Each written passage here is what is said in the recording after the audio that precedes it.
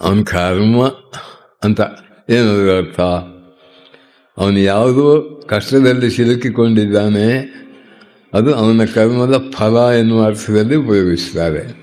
ಹಾಗೆ ಒಬ್ಬನಿಗೆ ಲಾಟ್ರಿಯಲ್ಲಿ 10 ಲಕ್ಷ ಬಂತು, ಅದನ್ನು ಅವನ ಕರ್ಮ ಅಂತ ಹೇಳುವುದಿಲ್ಲ, ಆಗ ಸುಮ್ಮನೆ ಇರ್ತೇವೆ. ಅದು ಅವನ ಕರ್ಮವೇ ಅಂತ ಹೇಳಬೇಕಾಗುತ್ತೆ. ಕರ್ಮ ಎನ್ನುವ ಶಬ್ದ ಅದರ ಅರ್ಥಕ್ರಿಯೆ, ಕಾರಣ, ಕಾರ್ಯಕಾರಣ, ಆ ಭಾವದಲ್ಲಿ ಅದನ್ನು ಉಪಯೋಗಿಸ್ತಾರೆ. ಹೇಗೆ ಒಂದು ಕೆಲಸವನ್ನು ಮಾಡಿದರೆ ಆ ಕೆಲಸ ಮಾಡುವಾಗ ಪ್ರಾರಂಭದಲ್ಲಿದೆ ಯಾವುದೋ ಉದ್ದೇಶವನ್ನು ಇಟ್ಟುಕೊಂಡು ಆ ಕೆಲಸ ಮಾಡುವುದರಿಂದ ಅದರ ಫಲ ಮನುಷ್ಯನಿಗೆ ಬರ್ತದೆ ಅಂತ. ಚೆನ್ನಾಗಿ ಓದಿದರೆ ಪರೀಕ್ಷೆಯಲ್ಲಿ ಚೆನ್ನಾಗಿ ಪಾಸಾಗ್ತಾನೆ. ಯಾವ ಕೆಲಸವೇ ಆಗಲಿ ಅದು ಮನಸ್ಸು ಮಾತಲ್ಲ, ಮಾತಿನ ಮೂಲಕವಾಗಬಹುದು. ಮನಸ್ಸು ಕ್ರಿಯೆಗಳಿಂದ ಕೂಡಿ ಅದು ಹೊರಹೊಮ್ಮುತ್ತದೆ. ಅದು ಹೊರಹೊಮ್ಮಿದ ಮೇಲೆ ಯಾವುದೋ ಒಂದು ಫಲವನ್ನು ತಂದು ಕೊಡ್ತವೆ. ಅದರಿಂದ ಮಾಡುವ ಕರ್ಮ ಒಳ್ಳೆಯದಾಗಿದ್ದರೆ, ಒಳ್ಳೆಯ ಯೋಚನೆ ಅದರ ಹಿನ್ನೆಲೆಯಲ್ಲಿ ಇದ್ದರೆ, ಒಳ್ಳೆಯ ಉದ್ದೇಶವಿದ್ದರೆ ಅದು ಒಳ್ಳೆಯ ಫಲವನ್ನು ತಂದು ಕೊಡ್ತದೆ. ಹೆಚ್ಚು ಕಡಿಮೆ ಆದರೆ ಕೆಟ್ಟದ್ದಾಗ್ತದೆ. ಹೀಗೆ ಕರ್ಮ ಫಲವನ್ನೂ ಸೂಚಿಸುತ್ತದೆ ಕರ್ಮ ಎನ್ನುವ ಶಬ್ದ. ಆ ಕರ್ಮಕ್ಕೆ ಇನ್ನೂ ಇದೆ ಪ್ರಾರಬ್ಧ ಕರ್ಮ, ಸಂಚಿತ ಕರ್ಮ, ಆಗಾಮಿ ಕರ್ಮ ಅಂತ. ಒಬ್ಬನ ಬತ್ತಳಿಕೆಯಲ್ಲಿ 50 ಬಾಣಗಳಿವೆ, ಅದು ಸಂಚಿತವಾದದ್ದು. ಒಂದು ಬತ್ತಳಿಕೆಯಲ್ಲಿ 50 ಬಾಣ ಸಂಚಿತವಾಗಿದೆ, ಇನ್ನೊಂದು ಕೈಯಲ್ಲಿ ಹಿಡ್ಕೊಂಡಿದ್ದಾನೆ. ಅದನ್ನು ಯಾವುದದು? ಈಗ ಸದ್ಯ ನಡೆಯುವ ಕಾರ್ಯ ಅದು. ಆಮೇಲೆ ಅದು ಬಿಟ್ಟ ಬಾಣ, ಅದು ಬಿಟ್ಟ ಮೇಲೆ ಇವನ ಕೈಯಲ್ಲಿ ಇಲ್ಲ, ಅದು ಎಲ್ಲಿ ಹೋಗಿ ತಲುಪಬೇಕೋ ಅದು ತಲುಪ್ತದೆ. ಇನ್ನು ಆಗಾಮಿ, ಈಗ ಮಾಡುವ ಕರ್ಮದಲ್ಲಿ ಮುಂದೆ ಫಲವನ್ನು ಕೊಡತಕ್ಕಂತಹ ಕರ್ಮಗಳು, ಅದನ್ನು ಸಂಚಿತಕ್ಕೆ ಸೇರಿಸ್ತಾರೆ ಕೆಲವರು. ಕರ್ಮಗಳಲ್ಲಿ 3 ವಿಧ ಅಂತ ಹೇಳಿದ ಹಾಗಾಯಿತು. ಪ್ರಾರಬ್ಧ, ಪ್ರಕರ್ಷೇಣ ಆರಬ್ಧ. ಹಿಂದಿನ ಜನ್ಮಗಳಲ್ಲಿ ನಾನಾ ರೀತಿಯ ಕರ್ಮಗಳನ್ನು ಮಾಡಿ ಅದರ ಫಲ ಎಲ್ಲ ಸಂಗ್ರಹವಾಗಿ ಅಲ್ಲಿ ಉಳಿದುಕೊಂಡಿವೆ.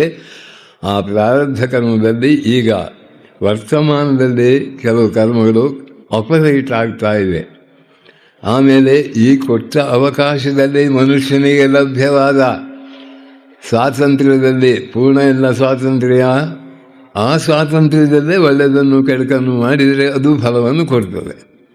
ಹೀಗೆ ಕರ್ಮವು ತನ್ನ ಫಲವನ್ನು ಕೊಟ್ಟೇ ತೀರ್ತದೆ ಎನ್ನುವುದು ಕರ್ಮ ಸಿದ್ಧಾಂತದವರು ಹೇಳುವಂಥದ್ದು. ಈ ವಿಷಯವಾಗಿ ನಮ್ಮ ಅತ್ಯಂತ ಪ್ರಾಚೀನ ಕಾಲದಲ್ಲಿ ಸಾಕಷ್ಟು ಚಿಂತನ ಮಂಥನ ನಡೆದಿದ್ದರೂ ಕೂಡ ಜನಸಾಮಾನ್ಯರಿಗೆ ಇದನ್ನು ತಿಳಿಸುವ ಒಂದು ಕಾರ್ಯಕ್ರಮವನ್ನು ಸರಿಯಾಗಿ ಕೈಗೊಂಡೇ ಇಲ್ಲ. ಅದು ವಿಜ್ಞಾನ ಯುಗದ ನೂತನ ಸಂಶೋಧನೆಗಳ ಈ ಕಾಲದಲ್ಲಿ ಎಲ್ಲ ಕಡೆಯೂ ನಾಸ್ತಿಕ್ಯದ ನರಕಾಸುರನ ಹಾವಳಿ ಇದ್ದಾಗ ಈ ಒಂದು ತತ್ವಕ್ಕೆ ಒಂದು ಪೈಸೆ ಬೆಲೆ ಕೊಡುವುದು ಲಕ್ಷಣ ಕಾಣ್ತಾ ಇಲ್ಲ. ಎಲ್ಲರೂ ಇದನ್ನು ತುಚ್ಚಿ ಮಾಡ್ತಾರೆ. ಆದರೆ ಇದರಲ್ಲಿ ಸತ್ಯಾಂಶ ಏನು ಅಂತ ತಿಳಿಯುವ ಯತ್ನವನ್ನು ಒಬ್ಬ ಅಮೇರಿಕಾ ದೇಶದ ವ್ಯಕ್ತಿ, ಆಮೇಲೆ ಕ್ರೈಸ್ತ ಸಂಪ್ರದಾಯದಲ್ಲಿ ಬೆಳೆದ ಒಂದು ವ್ಯಕ್ತಿ, ಆಮೇಲೆ ಕ್ರೈಸ್ತ ಧರ್ಮಾಧಿಕಾರಿಗಳ ವಿರೋಧಕ್ಕೆ ಪಾತ್ರವಾದ ಈ ಸಿದ್ಧಾಂತವನ್ನು ಪೂರ್ಣ ಮಟ್ಟದಲ್ಲಿ ಒಪ್ಪುವಂತೆ ಆದದ್ದು ಅದೊಂದು ದೈವಿ ಇಚ್ಛೆ ಅಂತ ನನಗನ್ನಿಸ್ತದೆ. ಆ ರೀತಿಯಲ್ಲಿ ಆತನು ಆ ಒಂದು ದಿವ್ಯ ಚೇತನದ ಪ್ರೇರಣೆಯಿಂದಲೋ ಏನೋ ಆ ಮನಸ್ಸಿನ ಆಳಕ್ಕೆ ಮುಳುಗಿ ಒಬ್ಬ ಪಶ್ಚಿಮ ದೇಶದ ಯೋಗಿಯಂತೆ ಆಳದ ಲೆವೆಲ್ಲಿಗೆ ಹೋಗಿ ಮನುಷ್ಯನ ಇತರರ 3 ಮೈಲಿರಲಿ, 10 ಮೈಲಿರಲಿ, 15,000 ಮೈಲಿರಲಿ, ಇಂಡಿಯಾದವನಾಗಲಿ ಆ ದೇಶದವನಾಗಲಿ ಅವನ ವಿಳಾಸ, ಹೆಸರು, ಅವನ ಇರುವ ತಾಣ ಎಲ್ಲ ಕೊಟ್ಟಾಗ ಮನಸ್ಸು ಅಲ್ಲಿಗೆ ಹೋಗಿ ಅವನು ಎಲ್ಲಿದ್ದಾನೆ, ಇಲ್ಲಿ ಅವನ ಊರಿನಲ್ಲಿ ಇಲ್ಲ, ಎಲ್ಲೋ, ಎಸ್ ಅವನು ಯಾವುದೋ ಒಂದು ಪರವೂರಿಗೆ ಹೋಗಿ ಹಿಂದಿರುಗ್ತಾ ಇದ್ದಾನೆ. ಹೀಗೆ ಇಷ್ಟು ಸ್ಪಷ್ಟವಾಗಿ ಹೇಳಬಲ್ಲ ಆ ಹೊರಗಿನ ವಿಚಾರ. ಆಮೇಲೆ ಹೊರಗಡೆ ಮನುಷ್ಯನ ಅಂತರಂಗದ ಆಳವನ್ನು ಈ ಜನ್ಮದ್ದು ಮಾತ್ರ ಅಲ್ಲ, ಹಿಂದಿನ ಜೀವನದಲ್ಲಿಯೂ ಕೂಡ ಈತ ಏನೇನು ಮಾಡಿದ್ದಾನೆ, ಯಾವ ತೊಂದರೆಗಳಿಗೆ, ಇಂದಿನ ಈ ತೊಂದರೆಗಳಿಗೆ ಅವು ಹೇಗೆ ಕಾರಣವಾಗಿವೆ ಎಂಬುದನ್ನು ಹೇಳಬಲ್ಲ ಸಾಮರ್ಥ್ಯವನ್ನು ಪಡೆದಿದ್ದ. ಅದರ ವಿಚಾರವಾಗಿ ನಾವು ವಿಸ್ತಾರವಾಗಿ ಹಿಂದಿನ ಉಪನ್ಯಾಸದಲ್ಲಿ ಹೇಳಿದ್ದೇನೆ. ಅದನ್ನು ಕೊನೆಗೆ ಕೆಲವು ಅಂಶಗಳು ಉಂಟು. ಅದಾದ ಮೇಲೆ ಒಟ್ಟು ಮನುಷ್ಯ ಜನ್ಮದ ಅರ್ಥ ಉದ್ದೇಶ ನಮಗೆ ಸ್ಪಷ್ಟವಾಗ್ತದೆ. ಅದು ಸಾಧನೆಗೆ ಪ್ರೇರಕವಾಗ್ತದೆ. ಎಂಥ ಒಂದು ಜಗತ್ತಿನಲ್ಲಿ ನಾವಿದ್ದೇವೆ, ಮನುಷ್ಯ ಜನ್ಮ ಎಂಥ ಶ್ರೇಷ್ಠವಾದದ್ದು. ವಿಜ್ಞಾನ ಯುಗದಲ್ಲಿ ಮನುಷ್ಯನ ಶ್ರೇಷ್ಠತ್ವ ತೋರಲಾಗಿದೆ. ಎಂಥೆಂಥ ಅದ್ಭುತಗಳನ್ನು ಮಾಡಿದ್ದಾನೆ. ಆಕಾಶ ಕಾಯಗಳ ಹತ್ರವೂ ಆ ಚಂದ್ರಲೋಕ ಇಂದ್ರಲೋಕಕ್ಕೂ ಹೋಗಲ್ಲ, ಇಂದ್ರಲೋಕಕ್ಕಿಯೂ ಹೋಗಲ್ಲ, ಮುಂದೆ ಹೋಗ್ತಾನೆ. ಆಮೇಲೆ ಪಾತಾಳ ಲೋಕಕ್ಕೂ ಹೋಗ್ತಾನೆ. ಏನೆಲ್ಲ ಅದ್ಭುತ ಮಾಡಿದ ಈ ಮನುಷ್ಯ, ಇನ್ನೂ ಒಂದು ಅದ್ಭುತವನ್ನು ಸಂಪೂರ್ಣ ಮರೆತು ಬಿಟ್ಟಿದ್ದಾನೆ. ಅದೇ ಆಂತರ್ಯದ ಆಳವನ್ನು ಪ್ರವೇಶಿಸುವುದು. 21ನೇ ಶತಮಾನದಲ್ಲಿ ಇದನ್ನು ಮಾಡತಕ್ಕದ್ದು ಅಂತ ಅರ್ನಾಲ್ಡ್ ಟಾಯನ್ಬಿಯ ಮಗ ಫಿಲಿಪ್ ಟಾಯನ್ಬಿ ಹೇಳ್ತಾನೆ. ನಾವು ಹೊರಗಡೆ ನಕ್ಷತ್ರ ಲೋಕಕ್ಕೆ ಹೋಗೋದು ಮುಖ್ಯ ಅಲ್ಲ, ನಮ್ಮ ಆಂತರ್ಯದ ಆಳದಲ್ಲಿರುವ ನಕ್ಷತ್ರ ಜ್ಯೋತಿ ಸ್ವರೂಪನಾದ ಭಗವಂತನ ಸ್ವರೂಪವಾದ ಆತ್ಮಸ್ವರೂಪವಾದದ್ದನ್ನು ತಿಳಿಯಬೇಕಾಗಿದೆ. ಹಾಗೆ ಮಾಡಿದರೆ ಮಾತ್ರ ನಾವು ಬಚಾವಾಗ್ತೇವೆ, ಇಲ್ಲದಿಲ್ಲ ಅಂತ. ಅದರಿಂದ ಈ ಕರ್ಮದ ವಿಚಾರವಾಗಿ ಬೇಕಷ್ಟು ನಮ್ಮಲ್ಲಿ ಮಾಡಿದರೆ ಭಗವದ್ಗೀತೆ ಕರ್ಮ ಬಂಧನದಿಂದ ಬಿಡಿಸಿಕೊಳ್ಳುವುದು ಹೇಗೆ ಅನ್ನೋದನ್ನು ಅತ್ಯಂತ ಸ್ಪಷ್ಟವಾಗಿ ಹೇಳ್ತದೆ. ಆದರೆ ಹೆಚ್ಚಿನವರು ಅದನ್ನು ತಿಳ್ಕೊಳ್ಳದೆ ಏನೆಲ್ಲ ಅಪಾರ್ಥ ಮಾಡ್ತಾರೆ. 2ನೇ ಅಧ್ಯಾಯದಲ್ಲಿ ಕರ್ಮಣಿ ಏವ ತೇ ಅಧಿಕಾರ ಮಾ ಫಲೇಶು ಕದಾಚನ ಅಂತ ಹೇಳ್ತಾನೆ ಭಗವಂತ. ಕರ್ಮದಲ್ಲಿ ಮಾತ್ರ ನಿನಗೆ ಅಧಿಕಾರ, ಫಲದಲ್ಲಿ ಅಲ್ಲ. ಅಂದರೆ ಏನದರ ಅರ್ಥ? ಕೆಲವರು ಹೇಳ್ತಾರೆ, ಕೆಲಸದ ಚೆನ್ನಾಗಿ ಕರ್ಮ ಮಾಡಿ, ಆಮೇಲೆ ಕರ್ಮ ಮಾಡಿ ಫಲದ ಕಡೆಗೆ ಅಪೇಕ್ಷೆ ಇಟ್ಕೊಳ್ಬೇಡಿ, ಇನ್ನು ಕರ್ಮ ಮಾಡಿ ಹೋಗಿ ಅಂತ ಹೇಳಿ ಅಂತ ಭಗವಂತ ಕೃಷ್ಣ ಹೇಳ್ತಾನಂತೆ. ಕೆಲವರು ಹೀಗೆ ಮಿಸ್ಇಂಟರ್ಪ್ರಿಟೇಷನ್ ಮಾಡ್ತಾರೆ. ಆ ಕರ್ಮವು ಹೇಗೆ ಬಂಧಿಸುತ್ತದೆ? ಕರ್ಮ ಬಂಧನದಿಂದ ನಿನಗೆ ಪಾರಾಗಬೇಕಂತ ಇಚ್ಛೆ ಇದೆಯೋ? ತೇ ತವ ತತ್ವಜ್ಞಾನಾರ್ಥಿನಃ, ನಿನಗೆ ತತ್ವಜ್ಞಾನ ಬೇಕು ಅರ್ಜುನ. ಅಲ್ಲಿ ತೇಗೆ ಅರ್ಥವೇ ಗೊತ್ತಾಗುವುದಿಲ್ಲ ಇವರಿಗೆ. ಕರ್ಮಣಿ ಏವತ್ತೇ ಅಧಿಕಾರ. ಯಾಕಂದರೆ ನಾವು ಎಲ್ಲಿದೆ ನೀವು ಬೇಡ, ಕರ್ಮಣಿ ಇಲ್ಲ ಹಿಂದೆ ಇದೆಯಾ? ಸಾರಿ,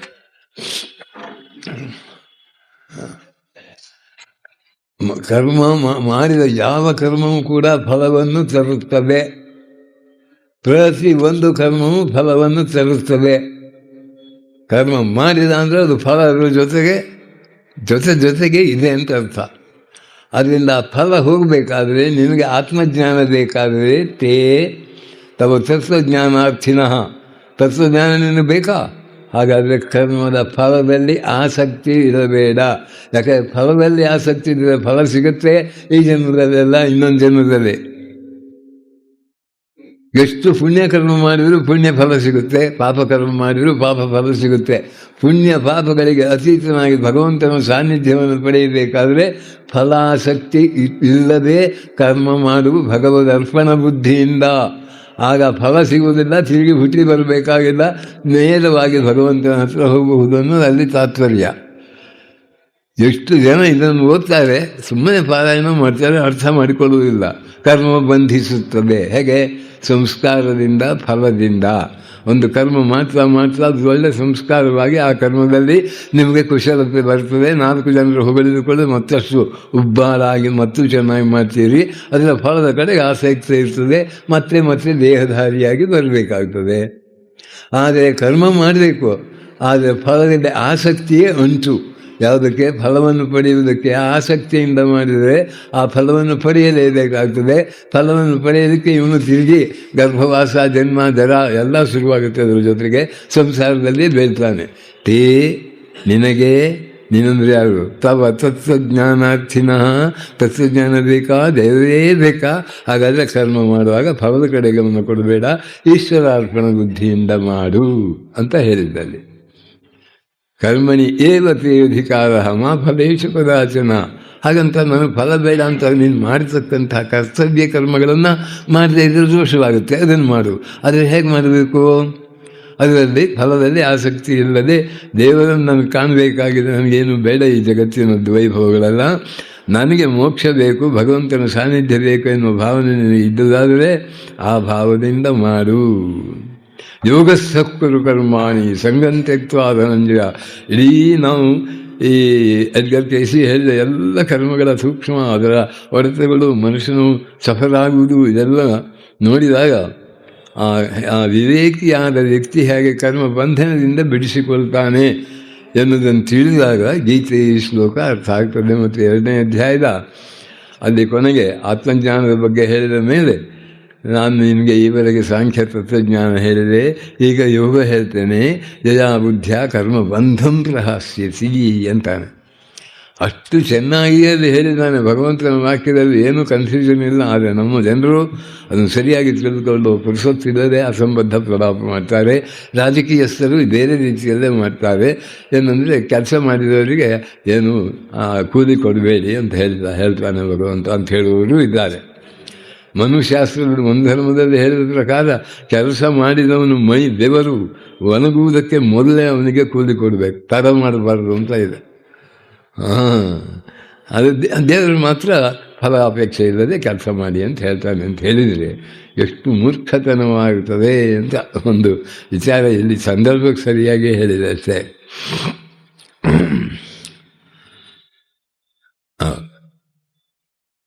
ಇನ್ನು ಕೆಲವು ವಿಚಾರಗಳನ್ನು ಇವನು ಇಲ್ಲಿ ಹೇಳಿದ್ದಾನೆ. ಮುಖ್ಯವಾಗಿ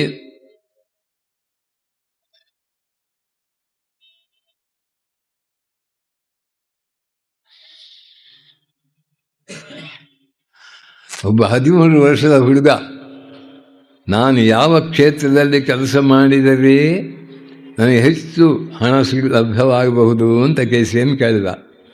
ಆಗ ಒಳಗಡೆಯಿಂದ ಆತನು ಉಸಿರಿದ್ದಿದ್ದು, ಯಾವುದೇ ಕ್ಷೇತ್ರವಾಗಲಿ ನಿನ್ನ ಕೆಲಸ ಕಾರ್ಯಗಳಿಂದ ಜನರಿಗೆ ಹೆಚ್ಚು ಉಪಯೋಗವಾಗುವುದಾದರೆ ಆ ಕೆಲಸವನ್ನೇ ತೆಗೆದುಕೋ. ಖಂಡಿತವಾಗಿಯೂ ಆರ್ಥಿಕ ಉನ್ನತಿ ಎಲ್ಲವೂ ಸಾಧ್ಯವಾಗ್ತದೆ. ನಿನ್ನ ಕರ್ತವ್ಯದ ಮೂಲಕ ಸಮಾಜಕ್ಕೆ ಕಲ್ಯಾಣವಾಗುವಂತಹ ಕಾರ್ಯ ಯಾವುದನ್ನು ನೀನು ಚೆನ್ನಾಗಿ ಮಾಡುವುದೆಯೋ ಅದಂತೆ ಮಾಡು. ಕೇವಲ ಹಣವನ್ನೇ ದೃಷ್ಟಿಯಲ್ಲಿ ಇಟ್ಟುಕೊಳ್ಳಬೇಡ ಅಂತ ಹೇಳಿದ. ಇದು ಆ ಕರ್ತವ್ಯ ನಿಷ್ಠೆ. ತನ್ನ ಸ್ವಭಾವಕ್ಕನುಗುಣವಾದ ಕರ್ತವ್ಯವನ್ನು ಚೆನ್ನಾಗಿ ಮಾಡುವುದರ ಮೂಲಕ ವ್ಯಕ್ತಿ ತಾನು ಒಳ್ಳೆಯವನಾಗಿ ಆಧ್ಯಾತ್ಮಶೀಲನಾಗುವುದಲ್ಲದೆ ಇತರರಿಗೂ ಸಮಾಜಕ್ಕೂ ತನ್ನ ಒಂದು ಕಾಣಿಕೆಯನ್ನು ಕೊಡ್ತಾನೆ ಎನ್ನುವ ಅರ್ಥ. ಅದಕ್ಕೆ ಈ ಉದಾಹರಣೆಯನ್ನು ಕೊಡ್ತಾನೆ. ಒಂದು ದೊಡ್ಡ ದೇವಾಲಯವನ್ನು ಕಟ್ತಾ ಇದ್ರಂತೆ 100 ಕೆಲಸಗಾರರು ಅದೇ ಕೆಲಸ ಮಾಡ್ತಾ ಇದ್ದಾರೆ. ಆ ಸಮಯದಲ್ಲಿ ಒಬ್ಬ ತಾತ್ವಿಕ ತತ್ವಜ್ಞಾನಿ ಆ ಕಡೆ ಬಂದವನನ್ನು ಕೇಳಿದ ಅಂತೆ ಒಬ್ಬನನ್ನು, ಏನು ಮಾಡ್ತಾ ಇದ್ದೀಯಾ? ಕಾಣ್ತಿರಲ್ಲ, ಕಲ್ಲು ಹೊಡಿತಾ ಇದ್ದೇನೆ ಅಂದ ಅಂತೆ. ಇನ್ನೊಬ್ಬನ ಹತ್ರ ಹೋಗಿ ಅವನು ಕಲ್ಲು ಹೊಡಿಯೋದು, ಮಾಡುವ ಕೆಲಸ ಒಂದೇ. ಏನು ಮಾಡ್ತಾ ಇದ್ದೀನಿ ನೀನು ಅಂತ ಕೇಳಿದೆ. ಹೊಟ್ಟೆ ತುಂಬಬೇಕಲ್ಲ, ಏನಾದರೂ ಬೇಕಲ್ಲ ಉದ್ಯೋಗ, ಇದೊಂದು ಮಾಡ್ತಾ ಇದ್ದೇನೆ. 3ನೇವನನ್ನು ಕೇಳಿದಾಗ ಹೇಳಿದಂತೆ, ಸಹಸ್ರಾರು ವರ್ಷಗಳ ಕಾಲ ನಿಂತು 100 ಜನರಿಗೆ ಸಹಸ್ರಾರು ಜನರಿಗೆ ಒಂದು ಆಧ್ಯಾತ್ಮಿಕ ಪ್ರೇರಣೆಯನ್ನು ಕೊಡ್ತಕ್ಕಂಥ ದೊಡ್ಡ ಪುಣ್ಯ ಕಾಲದಲ್ಲಿ ನನ್ನ ಒಂದು ಒಳ್ಳೆಯ ಸೇವೆ ಸಲ್ಲಿಸುತ್ತೇನೆ ಅಂತ ಹೇಳಿದಂತೆ. ಇದು ಯಾರ ದೃಷ್ಟಿ ಸರಿಯಾಗಿದೆ ನಮ್ಗೆ ಗೊತ್ತಾಗುತ್ತೆ. ಒಂದು ಮಹತ್ ಕಾರ್ಯ ಅಂದರೆ ಅದರಲ್ಲಿ ಪಾಲುಗೊಳ್ಳುವುದೆಂದರೆ ಒಟ್ಟು ಸಮಷ್ಟಿಗೆ ಹಿತಕ್ಕಾಗಿ ನನ್ನ ಒಂದು ದೇಣಿಗೆಯನ್ನು ನಾನು ನೀಡ್ತೇನೆ ಎನ್ನುವ ಭಾವದಿಂದ ಮಾಡಿದರೆ ಅದೀಗ ನಿಜವಾದ ಒಂದು ಕರ್ಮಯೋಗ ಅಂತ ಹೇಳಬಹುದು. ಇವನಿಗೆ ಸಂಬಳ ಸಿಗುತ್ತೆ, ಸಂಬಳ ಬಿಡಬೇಕಂತ ಹೇಳಿಲ್ಲ, ಕಲ್ಲು ಹೊಡೆದಕ್ಕೆ ಎಷ್ಟೋ ಸಿಗುತ್ತೆ. ಆದರೆ ವ್ಯಕ್ತಿಯಾಗಿ ಸಮಾಜದ ಒಂದು ಘಟಕನಾಗಿ ಆತ ಒಂದು ಸಮಾಜ ಸೇವೆ ಮಾಡುವುದಕ್ಕಾಗಿ ಒಂದು ಅವಕಾಶ ಸಿಕ್ಕಿದೆ ಅಂತ ಆ ಭಾವದಿಂದ ಮಾಡಿದರೆ ಅದು ಎಷ್ಟು ಸುಂದರ ಎನ್ನುವ ಒಂದು ಉದಾಹರಣೆಯನ್ನು ಅವನಲ್ಲಿ ಕೊಡ್ತಾನೆ. ಹೀಗೆ ನೀನು ನಡೆದು ಬಂದ ದಾರಿಯಲ್ಲಿ ಇನ್ನೊಬ್ಬರಿಗೂ ಬರಲಿಕ್ಕೆ ಬಿಡು. ನೀನು ಮಾತ್ರ, ನಾನು ಮಾತ್ರ ಅಲ್ಲ, ಇನ್ನೊಬ್ಬರನ್ನು ಮೆಟ್ಟಿ ತೊಂದರೆ ಕೊಟ್ಟು ನೀನು ಮಾತ್ರ ಮುಂದೆ ಹೋದರೆ ಸಾಕು ಅಂತ ತಿಳ್ಕೊಳ್ಳಬೇಡ. ಈ ವಾಕ್ಯವನ್ನು ಹೇಳ್ತಾನೆ. ಆಮೇಲೆ ಈ ಕರ್ಮದ ವಿಚಾರದಲ್ಲಿ ಈ ವಿಶೇಷವನ್ನು ಅವನು ತಿಳಿಸಿಕೊಡ್ತಾನೆ. ಆ ಬಳಿಕ ಜೀವನದಲ್ಲಿ ಬರುವ ಕಷ್ಟಕಂಟಗಳು, ಸಂಸಾರದಲ್ಲಿ ಬರುವ ಕಷ್ಟಕಂಟಗಳು, ಇವುಗಳ ಬಗ್ಗೆ ಸಾಕಷ್ಟು ವಿಚಾರಗಳನ್ನು ಹೇಳ್ತಾನೆ. ಸಂಸಾರದ ನಿಗೂಢತೆ, ಗಂಡ ಹೆಂಡರಲ್ಲಿ ಒಂದು ವಿಶ್ವಾಸ, ಸೌಹಾರ್ದ ಅದು ಶಾಶ್ವತವಾಗಿ ಬಿಡಬೇಕಾದರೆ ಹಿಂದಿನ ಜೀವನದಲ್ಲಿ ಅವರು ಹಾಗೆ ಅಥವಾ ಅತ್ಯುತ್ತಮ ರೀತಿಯಲ್ಲಿ ಪರಸ್ಪರ ವಿಶ್ವಾಸವನ್ನು ಉಳಿಸಿಕೊಂಡವರೇ ಆಗಬೇಕು ಅಂತ ಹೇಳ್ತಾನೆ. ತಂದೆ, ತಾಯಿ ಮತ್ತು ಮಕ್ಕಳು ಇವರಲ್ಲಿಯೂ ಕೂಡ ಒಂದು ಸ್ವಾಭಾವಿಕವಾದ ಸೌಹಾರ್ದ ಸಂಬಂಧ ಉಳಿಯಬೇಕಾದರೆ ಅದಕ್ಕೆ ಅವರು ಹಿಂದಿನ ಜೀವನದಲ್ಲಿ ಸರಿಯಾದ ರೀತಿಯಲ್ಲಿ ಇರಬೇಕು ಅಂತ ಹೇಳ್ತಾನೆ. ಎಷ್ಟೋ ಜನರು ಹೆಂಗಸನ್ನು ತುಚ್ಛವಾಗಿ ಮತ್ತು ಬಹಳ ಹೀನವಾಗಿ ನಡೆಸಿಕೊಂಡ್ರೆ ಇವನು ಹೆಂಗಸಾಗಿ ಆಮೇಲೆ ಇನ್ನೊಂದು ಗಂಡಸಿನಿಂದ ನಾನಾ ರೀತಿಯ ತೊಂದರೆಗೊಳಗಾಗುವುದು ಉಂಟು ಅಂತ ಅದನ್ನು ಹೇಳಿದ್ದಾನೆ. ಲಿಂಗಭೇದವಾಗ್ತದೆ ಅಂತ ಹೇಳಿದ್ದಾನೆ. ಹೆಣ್ಣು ಮಕ್ಕಳನ್ನು ತೊಂದರೆ ಕೊಟ್ಟರೆ ಇವನೇ ಆ ಹೆಣ್ಣು ಶರೀರವನ್ನು ಪಡೆದು ಇವನು ಆ ದುಃಖವನ್ನು ಅನುಭವಿಸಿ ಆ ಪಾಠವನ್ನು ಕಲಿಬೇಕಾಗುತ್ತೆ. ಎಕ್ಸಾಕ್ಟ್ಲಿ ಅದು ಬರ್ತದೆ ಅಂತ ಹೇಳ್ತಾನೆ. ಮಕ್ಕಳನ್ನು ಹೇಗೆ ನೋಡಿಕೊಳ್ಬೇಕು ಎನ್ನುವುದನ್ನು ವಿಶೇಷವಾದ ರೀತಿಯಿಂದ ಹೇಳಿದ್ದಾನೆ. ಅದು ಹೇಗೆಂದರೆ ಮಕ್ಕಳಿಗೆ ಹೆಚ್ಚು ಶಿಕ್ಷೆಯನ್ನು ಕೊಡಬಾರ್ದು, ಅವರು ಮನ ಬಂದಂತೆ ವರ್ತಿಸುವಂತೆ ಮಾಡಲೂಬಾರದು, ಅವರಿಗೆ ಸರಿಯಾದ ಶಿಕ್ಷಣವನ್ನು ಕೊಡಬೇಕು. ಅತಿ ಮುದ್ದು ಮಾಡಿ ಅವರು ಖುಷಿ ಬಂದಂತೆ ವರ್ತಿಸುವಂತೆ ಮಾಡಬಾರ್ದು ಅಂತ ಹೇಳಿದ. ಹೀಗೆ ಜೀವನದಲ್ಲಿ ಬರುವ ಕಷ್ಟ ಕಂಟಕಗಳ ಬಗ್ಗೆ ಯಾವ ಒಂದು ದೃಷ್ಟಿಕೋನವನ್ನು ಬೆಳೆಸಿಕೊಳ್ಳಬೇಕು ಅಂತ ಹೇಳುವುದನ್ನು ತಿಳಿಸಿಕೊಟ್ಟಿದ್ದಾನೆ. ಪ್ರತಿ ಒಂದು ಸಂಸ್ಕಾರವ ರೂಪದಲ್ಲಿ ಒಳಗಡೆ ಇರುವುದರಿಂದ ಅದು ಹೊರಹೊಮ್ಮಿಯೇ ಹೊಮ್ಮುತ್ತದೆ. ಅದು ಸುಖ ರೂಪದಲ್ಲಿ ಕಷ್ಟ ರೂಪದಲ್ಲಿಯೂ ಬರ್ತದೆ. ಕಷ್ಟ ಬಂತು ಅಂತ ಕಂಗಾಲಾಗಬಾರದು. ಕಷ್ಟವು ಭಗವಂತನ ದಯೆಯ ದಾನ ಅಂತ ಮಾತೆ ಶ್ರೀ ಶಾರದಾದೇವಿಯವರು ಹೇಳಿದರು. ಆ ಕಷ್ಟ ಉಂಟಲ್ಲ, ಅದು ಭಗವಂತನ ದಯೆಯ ದಾನ. ಇದನ್ನು ಯಾರಾದರೂ ಕೇಳಿರದೆ ಅಂತ ಭಗವಂತ ಅಪ್ಪ ಅವನು ಕಷ್ಟ ಕೊಟ್ಟು ದಯೆಯನ್ನು ತೋರಿಸುದ ಅಂತ ಹಾಗೆ ನಮ್ಮ ಮನಸ್ಸಿಗೆ ಕಾಣ್ತದೆ. ಆದರೆ ಒಂದು ಈ ಅಗಸನ ಕೈಯಲ್ಲಿ ಒಂದು ಬಟ್ಟೆ, ಅವನು ಅದಕ್ಕೆ ಸೋಪ್ ಹಾಕಿ ಸಿಕ್ಕಾಬಿಟ್ಟೆ ಬಡಿತಾನೆ ಇದರ ಮೇಲೆ, ಆ ಕಲ್ಲಿನ ಮೇಲೆ. ಅದಕ್ಕೆ ಭಾಳ ಕಷ್ಟ ಆಗ್ತದೆ. ನನ್ನ ಈ ರೀತಿ ಹಿಂಸೆ ಕೊಡ್ತಾನಲ್ಲ ಇವ ಅಂತ. ಸ್ವಲ್ಪ ಕಾಲದಲ್ಲಿಯೇ ಅದಕ್ಕೆ ಗೊತ್ತಾಗುತ್ತೆ, ಪೂರ್ಣ ನಾನು ಶುದ್ಧನೇ ಆಗಿದ್ದೇನೆ, ಎಷ್ಟು ಚೆನ್ನಾಗಿದೆ ಈಗ ನಾನು, ಎಷ್ಟು ಕೊಲೆ ಅಂಟಿಕೊಂಡಿತ್ತು ಅಂತ. ಹಾಗೆಯೇ ಆ ಕಷ್ಟ ಕಂಟಕಗಳು ಮನುಷ್ಯನನ್ನು ಮೇಲಿನ ಮಜಲಿಗೆ ಕೊಂಡೊಯ್ಯಲಿಕ್ಕಾಗಿ ಇವೆ ಹೊರತು ಅವಳು ಬೇರಾವ ಕಾರಣದಿಂದಲೂ ಅಲ್ಲಿ ಇಲ್ಲ. ಇದನ್ನು ತಿಳಿದುಕೊಂಡಾಗ ಮನುಷ್ಯನಿಗೆ ಕಷ್ಟವನ್ನು ಎದುರಿಸುವ ಒಂದು ಪರಮಾದ್ಭುತವಾದ ಶಕ್ತಿ ಬರ್ತದೆ. ಈ ಕಡೆಯಿಂದ ಭಗವಂತನಲ್ಲಿ ವಿಶ್ವಾಸ ಬೇಕು, ಮತ್ತು ಕಷ್ಟಕಂಠಗಳು ಬರುವುದಕ್ಕೆ ಕಾರಣವೇ ಅಂತ ಗೊತ್ತಿರಬೇಕು. ಆ ಕಷ್ಟಕಂಠಗಳನ್ನು ದಾಟುವುದಕ್ಕೆ ಇಷ್ಟನಾಮದಲ್ಲಿ ನಿಷ್ಠೆಯನ್ನಿಟ್ಟಿರಬೇಕು ಅಂತ ಗೊತ್ತಿರಬೇಕು. ಹಾಗೆ ಮಾಡಿದಾಗ ನೋಡಿ, ಎಲ್ಲ ಥರದ ಕಷ್ಟಗಳನ್ನು ಸಹಿಸುವಾಗಲೂ ಮನುಷ್ಯನು ತನ್ನ ಆಧ್ಯಾತ್ಮಿಕ ಸ್ವಭಾವ ಅಥವಾ ಅಧ್ಯಾತ್ಮದಲ್ಲಿ ಆತ್ಮನ ಶ್ರದ್ಧೆ ಅಲುಗಾಡುವುದಿಲ್ಲ. ಇದೊಂದು ಅದ್ಭುತ. ಅದಕ್ಕೆ ಕರ್ಮ ಸಿದ್ಧಾಂತವನ್ನು ಸರಿಯಾಗಿ ತಿಳ್ಕೊಳ್ಳದೇ ಇದ್ದರೆ ನಾನಾ ರೀತಿಯ ಮಿಸ್ಇಂಟರ್ಪ್ರಿಟೇಷನ್ ಮಾಡ್ತಾರೆ. ಅದನ್ನು ಸರಿಯಾಗಿ ತಿಳಿದುಕೊಳ್ಳುವ ಅವಶ್ಯಕತೆ ಇದೆ. ಅದಕ್ಕಾಗಿ ಇಷ್ಟು ವಿಸ್ತಾರವಾಗಿ ನಾನು ಇದನ್ನು ತೆಗೆದುಕೊಂಡೆ. ಕೊನೆಯಲ್ಲಿ ಅವನು ಹೇಳೋದು ಏನೆಂದರೆ, 4-5 ಪಾಯಿಂಟ್ಸನ್ನು ಹೇಳಿಬಿಡ್ತಾನೆ. ಈ ವಿಶ್ವ ಬ್ರಹ್ಮಾಂಡದ ಸೃಷ್ಟಿ ಸ್ಥಿತಿಗಳನ್ನು ಮಾಡತಕ್ಕಂಥ ಪರಮಾದ್ಭುತ ಶಕ್ತಿಯಾದ ಪರಮಾತ್ಮನು ಎಲ್ಲೆಲ್ಲೂ ಇದ್ದಾನೆ. ಅದರಿಂದ ನಾವು ಮನುಷ್ಯರಾಗಿ ಈ ಸ್ಥಿತಿಯಲ್ಲಿ ಬಂದು ಇನ್ನೂ ಎತ್ತರದ ಆಧ್ಯಾತ್ಮಿಕ ಸ್ಥಿತಿಗೆ ಹೋಗಬೇಕಾದರೆ ಅದನ್ನು ಮೊಟ್ಟ ಮೊದಲು ದೃಢವಾದ ಶ್ರದ್ಧೆಯನ್ನು ಅಲ್ಲಿಟ್ಟಿರಬೇಕು.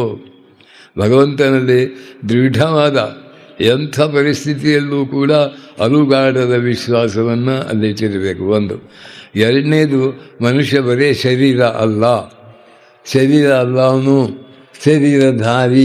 ಶರೀರಧಾರಿ ಅಂದರೆ ಇದು ಪಂಚ ಜ್ಞಾನೇಂದ್ರಿಯ, ಪಂಚ ಕರ್ಮೇಂದ್ರಿಯ, ಪಂಚಪ್ರಾಣ, ಮನಸ್ಸು, ಬುದ್ಧಿ, ಚಿತ್ತ, ಅಹಂಕಾರ ಇವುಗಳಿಂದ ಕೂಡಿದ, ಅಸಂಖ್ಯ ಸಂಸ್ಕಾರಗಳಿಂದ ಕೂಡಿದ, ನಾನಾ ರೀತಿಯ ಕರ್ಮಗಳ ಸಂಸ್ಕಾರಗಳಿಂದಲೂ ಕೂಡಿದ, ನಾನಾ ಆಸೆ ಆಕಾಂಕ್ಷೆಗಳನ್ನಿಟ್ಟುಕೊಂಡ ಜೀವಾತ್ಮ. ಈ ಜೀವಾತ್ಮನು ಅವನು ಈ ದೇಹ ಬಿದ್ದೋದು, ಇದಕ್ಕೆ ನಾಶವಿಲ್ಲ.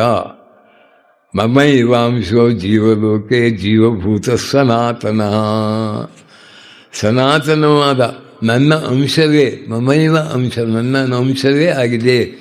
ಜೀವಭೂತಾಂ ಮಹಾಬಾಹೋ ಯಯೇದಂ ಧಾರ್ಯತೆ ಜಗತ್, 2ನೇ ಅಧ್ಯಾಯದಲ್ಲೇ ಜೀವಭೂತವಾದದ್ದು, ಜೀವರೂಪವಾದದ್ದು ಅದು ನನ್ನ ಅಂಶವೇ.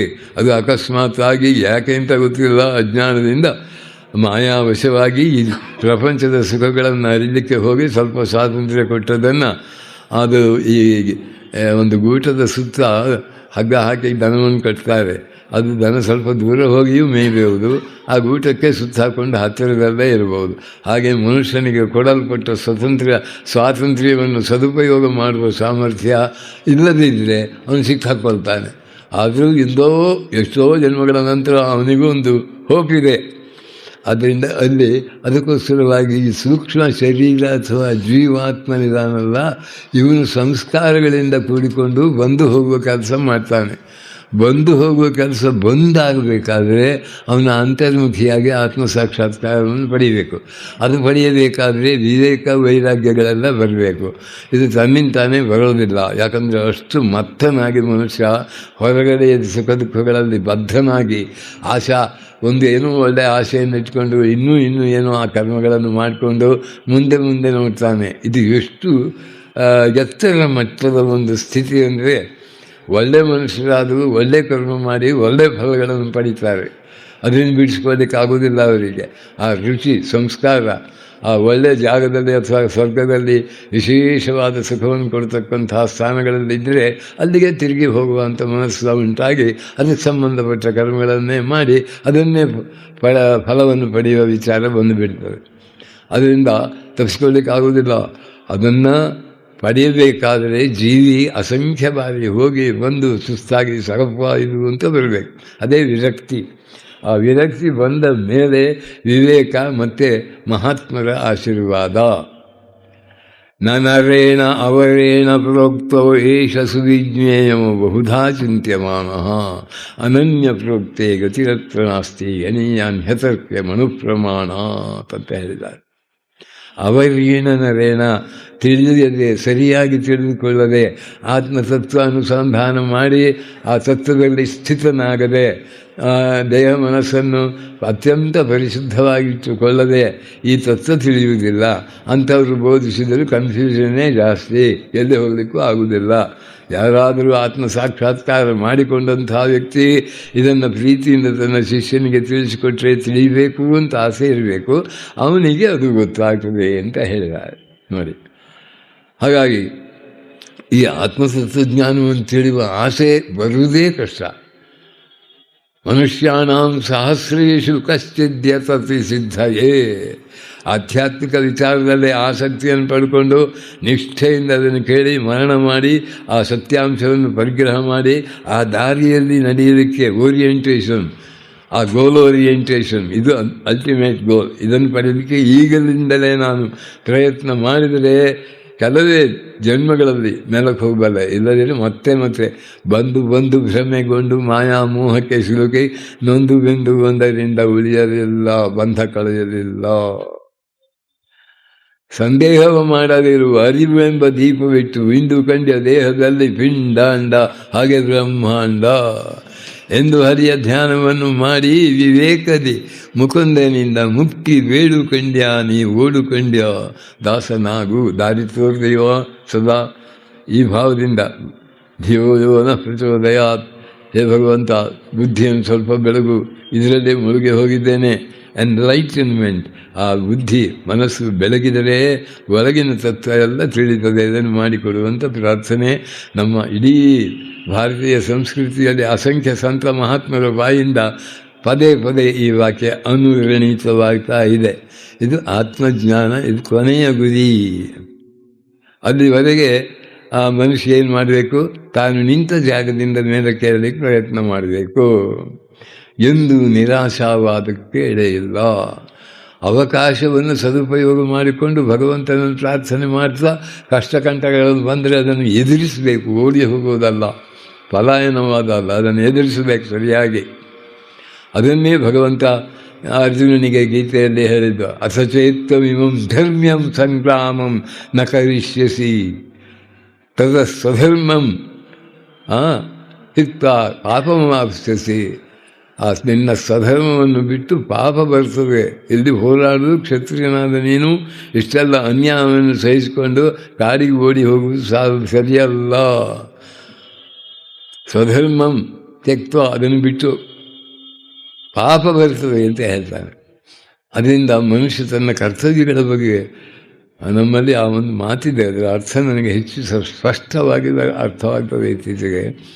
ಅದು ಯಾವುದು ಅಂದರೆ ಉದ್ಯೋಗಂ ಪುರುಷ ಲಕ್ಷಣಂ ಅಂತ ಹೇಳ್ತಾರೆ. ಅದು ಸ್ತ್ರೀ ಲಕ್ಷಣವೂ ಹೌದು, ಎಲ್ಲರ ಲಕ್ಷಣವೂ ಹೌದೇ. ಮಾಡುವ ಕರ್ತವ್ಯವನ್ನು ಚೆನ್ನಾಗಿ ಮಾಡದೇ ಇದ್ದರೆ ಅದು ದೋಷವಾಗ್ತದೆ ಅಂತ ಹೇಳ್ತಾರೆ. ಒಮ್ಮೆ ಒಂದು ಮಹಾರಾಷ್ಟ್ರದಲ್ಲಿ ಒಂದು ಲಾರಿಯ ಒಂದು ಚಿಲಕವನ್ನು ಸರಿಯಾಗಿ ಹಾಕಲಿಲ್ಲ. ಅವನು ಮಾಡುವ ಕೆಲಸ ಅಷ್ಟೇ, ಚಿಲುಕು ಸರಿ ಹಾಕಬೇಕು, ಬಾಗಿಲು ಮುಚ್ಚಬೇಕು. ಅದರಲ್ಲಿ ಕೋಳಿಗಳನ್ನು ಸಾಗಿಸ್ತಾ ಇದ್ದಾರಂತೆ. ಅದು ಆ ವಾಹನ ಹೊರಟು ಹಲವು ರಸ್ತೆಗಳು ಕೂಡಿರ್ತಕ್ಕಂಥ ವೃತ್ತದಲ್ಲಿ ಬಂದಾಗ ಈ ಬಾಗಿಲು ತನ್ನಿಂತಾನೆ ತೆಗೆಯಲ್ಪಟ್ಟಿತು. ಅಷ್ಟೂ ಕೋಳಿಗಳು ಹೊರಗಡೆ ಬಿದ್ದು ರಸ್ತೆಗಳೆಲ್ಲ ದಾರಿ ಒಂದು ಅರ್ಧ ಗಂಟೆ 1 ಗಂಟೆ ತನಕ ಎಲ್ಲ ಕಡೆಯಿಂದ ಬರತಕ್ಕಂಥ ವಾಹನಗಳು ಸ್ತಬ್ಧವಾದವು. ಯಾರ್ಯಾರು ಬೇರೆ ಬೇರೆ ಕಡೆಗಳಿಗೆ ಹೋಗಬೇಕಾಗಿತ್ತು, ಹೋಗ್ಲಿಕ್ಕೆ ಅನುಕೂಲವಾಗಲಿಲ್ಲ. ಒಬ್ಬ ಮನುಷ್ಯನ ತನ್ನ ಕರ್ತವ್ಯದಲ್ಲಿ ಸ್ವಲ್ಪ ವಿಫಲನಾದರೆ ಎಷ್ಟು ತೊಂದರೆ ಆಗ್ತದೆ ನೋಡಿ. ಈ ಪ್ರತಿ ಎಷ್ಟು ಅದು practical, down to earth practical. ಕರ್ತವ್ಯ ಮಾಡಿದ ದೇವರಿಗೆ ಗೊತ್ತಾಗುತ್ತೆ ತನ್ನ ಕರ್ತವ್ಯ ಸರಿ ಮಾಡಲಿಲ್ಲ ಅಂತ. ಅದು ಕರ್ತವ್ಯ ಸರಿ ಮಾಡಲಿದ್ರೆ ದೋಷವಾಗ್ತದೆ. ನೀವು ನೋಡಿರ್ಬೋದು, ಈ ಎಲೆಕ್ಟ್ರಿಸಿಟಿ ಲೈಟ್ ಕೆಲಸ 11 ಗಂಟೆಗೆ 12 ಗಂಟೆ ಉರಿತಾ ಇರ್ತದೆ. ಯಾರದ್ದೋ ಕರ್ತವ್ಯ ಅದನ್ನು ಆಫ್ ಮಾಡಬೇಕು, ಅವ್ನು ಮಾಡೋದಿಲ್ಲ. ಅವನು ಯಾರೋ ಫೋನ್ ಮಾಡಿ ನೀನು ಯಾವನೇ ಹೇಳಲಿಕ್ಕೆ, ನಿನಗೇನೋ ನಿನ್ನ ಕೆಲಸ ನೋಡ್ಕೊಳ್ಳೋಯ ಅಂತಾನು. ಆ ಕರ್ತವ್ಯ ದೃಷ್ಟಿಯೇ ನಮ್ಮ ದೇಶದಲ್ಲಿ ಹೇಗಾಗಿದೆ ನೋಡಿ. ಅದರಿಂದ ಆ ಕರ್ತವ್ಯ ಬರಬೇಕಾದರೂ ಕೂಡ ಒಂದು ಕಡೆ ಹಿನ್ನೆಲೆಯಲ್ಲಿ ಸರ್ವಶಕ್ತನಾದ ಭಗವಂತನಿದ್ದಾನೆ, ಎಲ್ಲವನ್ನು ನೋಡ್ತಾ ಇದ್ದಾನೆ. ಇನ್ನೊಂದು ಕಡೆಯಲ್ಲಿ ನಾನು ಮಾಡುವ ಕರ್ತವ್ಯ ಸರಿಯಾಗಿ ಮಾಡದಿದ್ದರೆ, ದ್ರೋಹ ಮಾಡಿದರೆ ನನಗೆ ಕಿಡುಕಾಗ್ತದೆ, ನನ್ನ ಕಾಲನ್ನೇ ನಾನು ಕತ್ತರಿಸಿಕೊಂಡು ಹಾಗಾಗ್ತದೆ ಅನ್ನೋ ಭಾವನೆ ಬರಬೇಕಾಗಿದೆ. ಹೀಗೆ ದೇಹದೊಂದಿಗೆ ಜೀವನ ನಾಶವಾಗುವುದು. ಈ ವಿಶ್ವಬ್ರಹ್ಮಾಂಡವನ್ನು ಸೃಷ್ಟಿಸಿದ ಭಗವಂತನಿದ್ದಾನೆ, ಸರ್ವಶಕ್ತನಾದ ಭಗವಂತನಿದ್ದಾನೆ. ಸೂಕ್ಷ್ಮಾತಿ ಸೂಕ್ಷ್ಮನಾಗಿ ಇಡೀ ವಿಶ್ವವನ್ನು ನಡೆಸುವಂಥವನಿದ್ದಾನೆ. ಪ್ರತಿಯೊಂದು ಅಣು ಕಣವು ಅರ್ಥಪೂರ್ಣವಾಗಿ ವರ್ತಿಸ್ತದೆ. ಎಲ್ಲ ಕಡೆಯಲ್ಲಿಯೂ ಶಾಸನದಂತೆ ನಡೀತಾವೆ. ಯಾವುದು ಜಡ ವಸ್ತುಗಳೋ ಒಂದು ಮನುಷ್ಯನಿಗೆ ಸ್ವಾತಂತ್ರ್ಯ ಕೊಟ್ಟು ಅವನನ್ನು ಒಳ್ಳೆ ದಾರಿಗೆ ಬಾ ಅಂದರೆ ಹೇಳಿದ ಕೇಳುವುದಿಲ್ಲ, ಅಸಂಬದ್ಧ ಮಾಡ್ಕೊಂಡು ತಿರುಗಾಡ್ತಾನೆ, ದುಃಖಿತನಾಗ್ತಾನೆ. ಅದರಿಂದ ಮನುಷ್ಯನಾದವನು ತನ್ನ ಕರ್ತವ್ಯವನ್ನು ಚೆನ್ನಾಗಿ ಮಾಡಿ ಒಂದು ಕೈಯಿಂದ ಭಗವಂತನನ್ನು ಗಟ್ಟಿ ಹಿಡ್ಕೊಳ್ಬೇಕು ಅಂತ ಭಗವಾನ್ ಶ್ರೀರಾಮಕೃಷ್ಣರು ಹೇಳ್ತಾ ಇದ್ರು. ಮಕ್ಕಳು ಆಟ ಆಡುವಾಗ ಒಂದು ಕೈಯಲ್ಲಿ ಕಂಬವನ್ನು ಗಟ್ಟಿಯಾಗಿ ಹಿಡ್ಕೊಂಡು ಗೆರ್ರಂತ ಸುತ್ತುತ್ತಿರ್ತಾರೆ, ಆದ್ದರಿಂದ ಅವರು ಬೀಳುವುದಿಲ್ಲ. ಹಾಗೇ ಸಂಸಾರದಲ್ಲಿ ಇರ್ತಕ್ಕಂಥ ವ್ಯಕ್ತಿ ಭಗವಂತನನ್ನು ಭದ್ರವಾಗಿ ಹಿಡಿದುಕೊಂಡು ತಮ್ಮ ಕರ್ತವ್ಯವನ್ನು ಮಾಡಬೇಕು. ಕಂಬವನ್ನಾದರೂ ಹಿಡ್ಕೊಳ್ಳಿಕ್ಕೆ ಸಿಗ್ತದೆ, ಭಗವಂತ ಹಿಡ್ಕೊಳ್ಳಿಕ್ಕೆ ಹೇಗೆ ಸಿಗ್ತಾನೆ ಅಂತ ಕೇಳಬಹುದು. ಆ ಭಗವಂತ ಹಿಡ್ಕೊಳ್ಬೋದು ಅಂತ ಹೇಳಿದರೆ ಭಗವಂತನಲ್ಲಿ ದೃಢವಾದ ಶ್ರದ್ಧೆಯನ್ನು ಬೆಳೆಸಿಕೊಳ್ಳುವುದು, ಸಜ್ಜನರ ಸಂಘದಿಂದ ಆ ಶ್ರದ್ಧೆಯನ್ನು ವೃದ್ಧಿಸಿಕೊಳ್ಳುವುದು, ಕಂಬನಿ ತುಂಬಿ ಪ್ರಾರ್ಥನೆ ಮಾಡುವುದರಿಂದ ಆ ಶ್ರದ್ಧಾ ಭಕ್ತಿಯಿಂದ ದಿನದಿಂದ ದಿನಕ್ಕೆ ವೃದ್ಧಿಸಿಕೊಂಡು ಭಗವಂತನ ಜೊತೆಯಲ್ಲಿ ಒಂದು ಸಂಬಂಧವನ್ನು ಬೆಳೆಸಿಕೊಂಡು ಅವನ ಮಾರ್ಗದರ್ಶನಕ್ಕಾಗಿ ಪ್ರಾರ್ಥನೆ ಮಾಡಿ ತನ್ನ ಮಾಡುವ ಕರ್ತವ್ಯಗಳನ್ನು ಚೆನ್ನಾಗಿ ಮಾಡುವಂಥದ್ದು. ಇದು ಭಗವಂತನು ಹಿಡಿಕೊಳ್ಳೋದು. ಅದು ಹಿಡಿಕೊಳ್ಳದೇ ಇದ್ದರೆ ಮತ್ತೊಂದು ಉದಾಹರಣೆಯಿಂದ ತಿಳಿಸಿಕೊಡ್ತಾರೆ. 0 ಹಾಕ್ತಾ ಹೋದರೆ ಅದಕ್ಕೆ ಬೆಲೆ ಇಲ್ಲ. 1 ಅಂತ ಬರೆದು ಆಮೇಲೆ 0 ಹಾಕಿದರೆ ಅದಕ್ಕೆ ಬೆಲೆ ಅಂತ. ಎಂಥ ಅದ್ಭುತವಾದ ಮಾತದು. ಆ 0 ಅದು 1 ಅಂದರೆ ಅದೇ ಭಗವಂತ ಅನ್ನೋ ತಾತ್ಪರ್ಯ. ಅಲ್ಲಿಯೂ ಕೇಸಿಯು ಕೂಡ ಅದರಲ್ಲಿ ಪ್ರಾರ್ಥನೆಯನ್ನು ಮಾಡು, ಮಾರ್ಗದರ್ಶನಕ್ಕಾಗಿ ಬೇಡು ಅಂತ ಐಡಿಯಾ, ಆ ವಿಚಾರವನ್ನು ಅಲ್ಲಿ ಕೊಡ್ತಾನೆ. ಹೀಗೆ ಮನುಷ್ಯ ಜೀವನ ಸಾರ್ಥಕವಾಗಬೇಕಾದರೆ, ಮರ್ತ್ಯನ ಜೀವನ ಸಾರ್ಥಕಗೊಳಿಸಲು ಕೀರ್ತಿಯು ಬೇಕೆಂದೆನಬೇಡ, ಕೀರ್ತಿಯ ಆಸೆಯು ವ್ಯರ್ಥವು ಎನ್ನುವ ವಾರ್ತೆಯನೆಂದಿಗೂ ಬಿಡಬೇಡ. ಕೀರ್ತಿ ಬರುತ್ತೆ, ಆ ಕೀರ್ತಿಗೋಸ್ಕರ ಮಾಡೋದು ಬೇಡ. ಹಾಗೆ ಮಾಡಲಿಕ್ಕೆ ಹೋದರೆ ನಿನ್ನ ಉದ್ದೇಶ ಸರಿಯಾಗಿ ಸಫಲವಾಗುವುದಿಲ್ಲ. ಆ ಕೀರ್ತಿಯು ಸಂಪೂರ್ಣ ಕೀರ್ತಿ ಯಾರಿಗೂ ಬರುವುದಿಲ್ಲ. ಬಂದರೂ ಕೀರ್ತಿ ಜೊತೆಗೆ ಅಪಕೀರ್ತಿ ಒಂಚೂರು ಸೇರಿಕೊಳ್ಳುತ್ತೆ. ಯಾರು ನಮ್ಮ ಈಗಿನ ಕಾಲದಲ್ಲಿ ಪತ್ರಿಕಾ ಪ್ರತಿನಿಧಿಗಳು, ಉಗ್ರವಾದಿಗಳು ಎಲ್ಲ ಇರ್ತಾರೆ. ಅಂಥವರೆಲ್ಲ ಒಂದಕ್ಕೊಂದು ಬರೆದು ಹಾಕಿ ಏನೋ ಎಲ್ಲ ಮಾಡಿಬಿಡ್ತಾರೆ. ವನದಲ್ಲಿ ಸಿಂಹಗಳು ಮಿಣಿ ಮಿಣಿ ಮಿಂಚುತ್ತ ಮಿರುಗುವು ಗಣಿಗಳು, ರನ್ನದ ಗಣಿಗಳೊಳಗೆ ಅವುಗಳು ಸಹ ಜಗದಿ ಮೊಗಲಿಸಿ ತೆಗಳಿಸಿಕೊಳ್ಳುವ ಬಗೆ ಬಗೆ ಆಸೆಯು ಅವುಗಳಿಗೆ ಇಲ್ಲ. ಜನರ ನನ್ನನ್ನು ಹೊಗಳಬೇಕನ್ನೋ ಆಸೆ ಅವರಿಗಿರುವುದಿಲ್ಲ. ಅಂತೆಯೇ ನೀ ಜನಸಂತೆಯ ಮಾತಿಗೆ ತಲೆ ಕೆಡಿಸಿಕೊಳ್ಳಬೇಡ ಸಜ್ಜನನೇ ಅಂತ ಹೇಳ್ತಾರೆ. ಈ 3 ಇತ್ತೈಕ್ಷಣ, ಪ್ರತ್ಯಕ್ಷಣ, ಆಮೇಲೆ ಲೋಕೈಕ್ಷಣ ಅಂತ. ಲೋಕ ಅಂದರೆ ಅಲ್ಲಿ ವೈದಿಕ ಯುಗದಲ್ಲಿ ಬೇರೆ ಬೇರೆ ಲೋಕಗಳಿಗೆ ಹೋಗಬೇಕೆನ್ನುವ ಒಂದು ಆಸೆ. ಈಗ ಲೋಕೈಕ್ಷಣ ಅಂದರೆ ಲೋಕದಲ್ಲಿ ತಾನು ದೊಡ್ಡಮನುಷ್ಯ ಆಗಬೇಕು, ಪೇಪರ್ನಲ್ಲಿ ನನ್ನ ಚಿತ್ರ ಬರಬೇಕು, ನನ್ನನ್ನು ಎಲ್ಲರೂ ಹೊಗಳಿ ಹಾಡಬೇಕನ್ನೋ ಆಸೆ ಇದ್ದರೆ ಇಲ್ಲಿ ಭಗವಂತನ ಕಾರ್ಯಕ್ಕೆ ಭಗವಂತನ ಹತ್ತಿರ ಹೋಗಲಿಕ್ಕೆ ಆಗೋದಿಲ್ಲ. ಇನ್ನೂ ಈ ಕೀರ್ತಿ ಆಸೆಯಿಂದ ಇನ್ನೂ ಇನ್ನೊಂದು 4-5 ಜನ್ಮ ತಗೊಂಡು ಬಾ, ಸ್ವಲ್ಪ ಕೀರ್ತಿ ಸಿಗುತ್ತೆ, ಮತ್ತು ಕೀರ್ತಿ ಆಸೆ ಹೆಚ್ಚಾಗುತ್ತೆ, ಮತ್ತು ಹುಟ್ಟಿ ಬಂದು ಹೋಗ್ತಾ ಇರುವಂತಾಗುತ್ತೆ.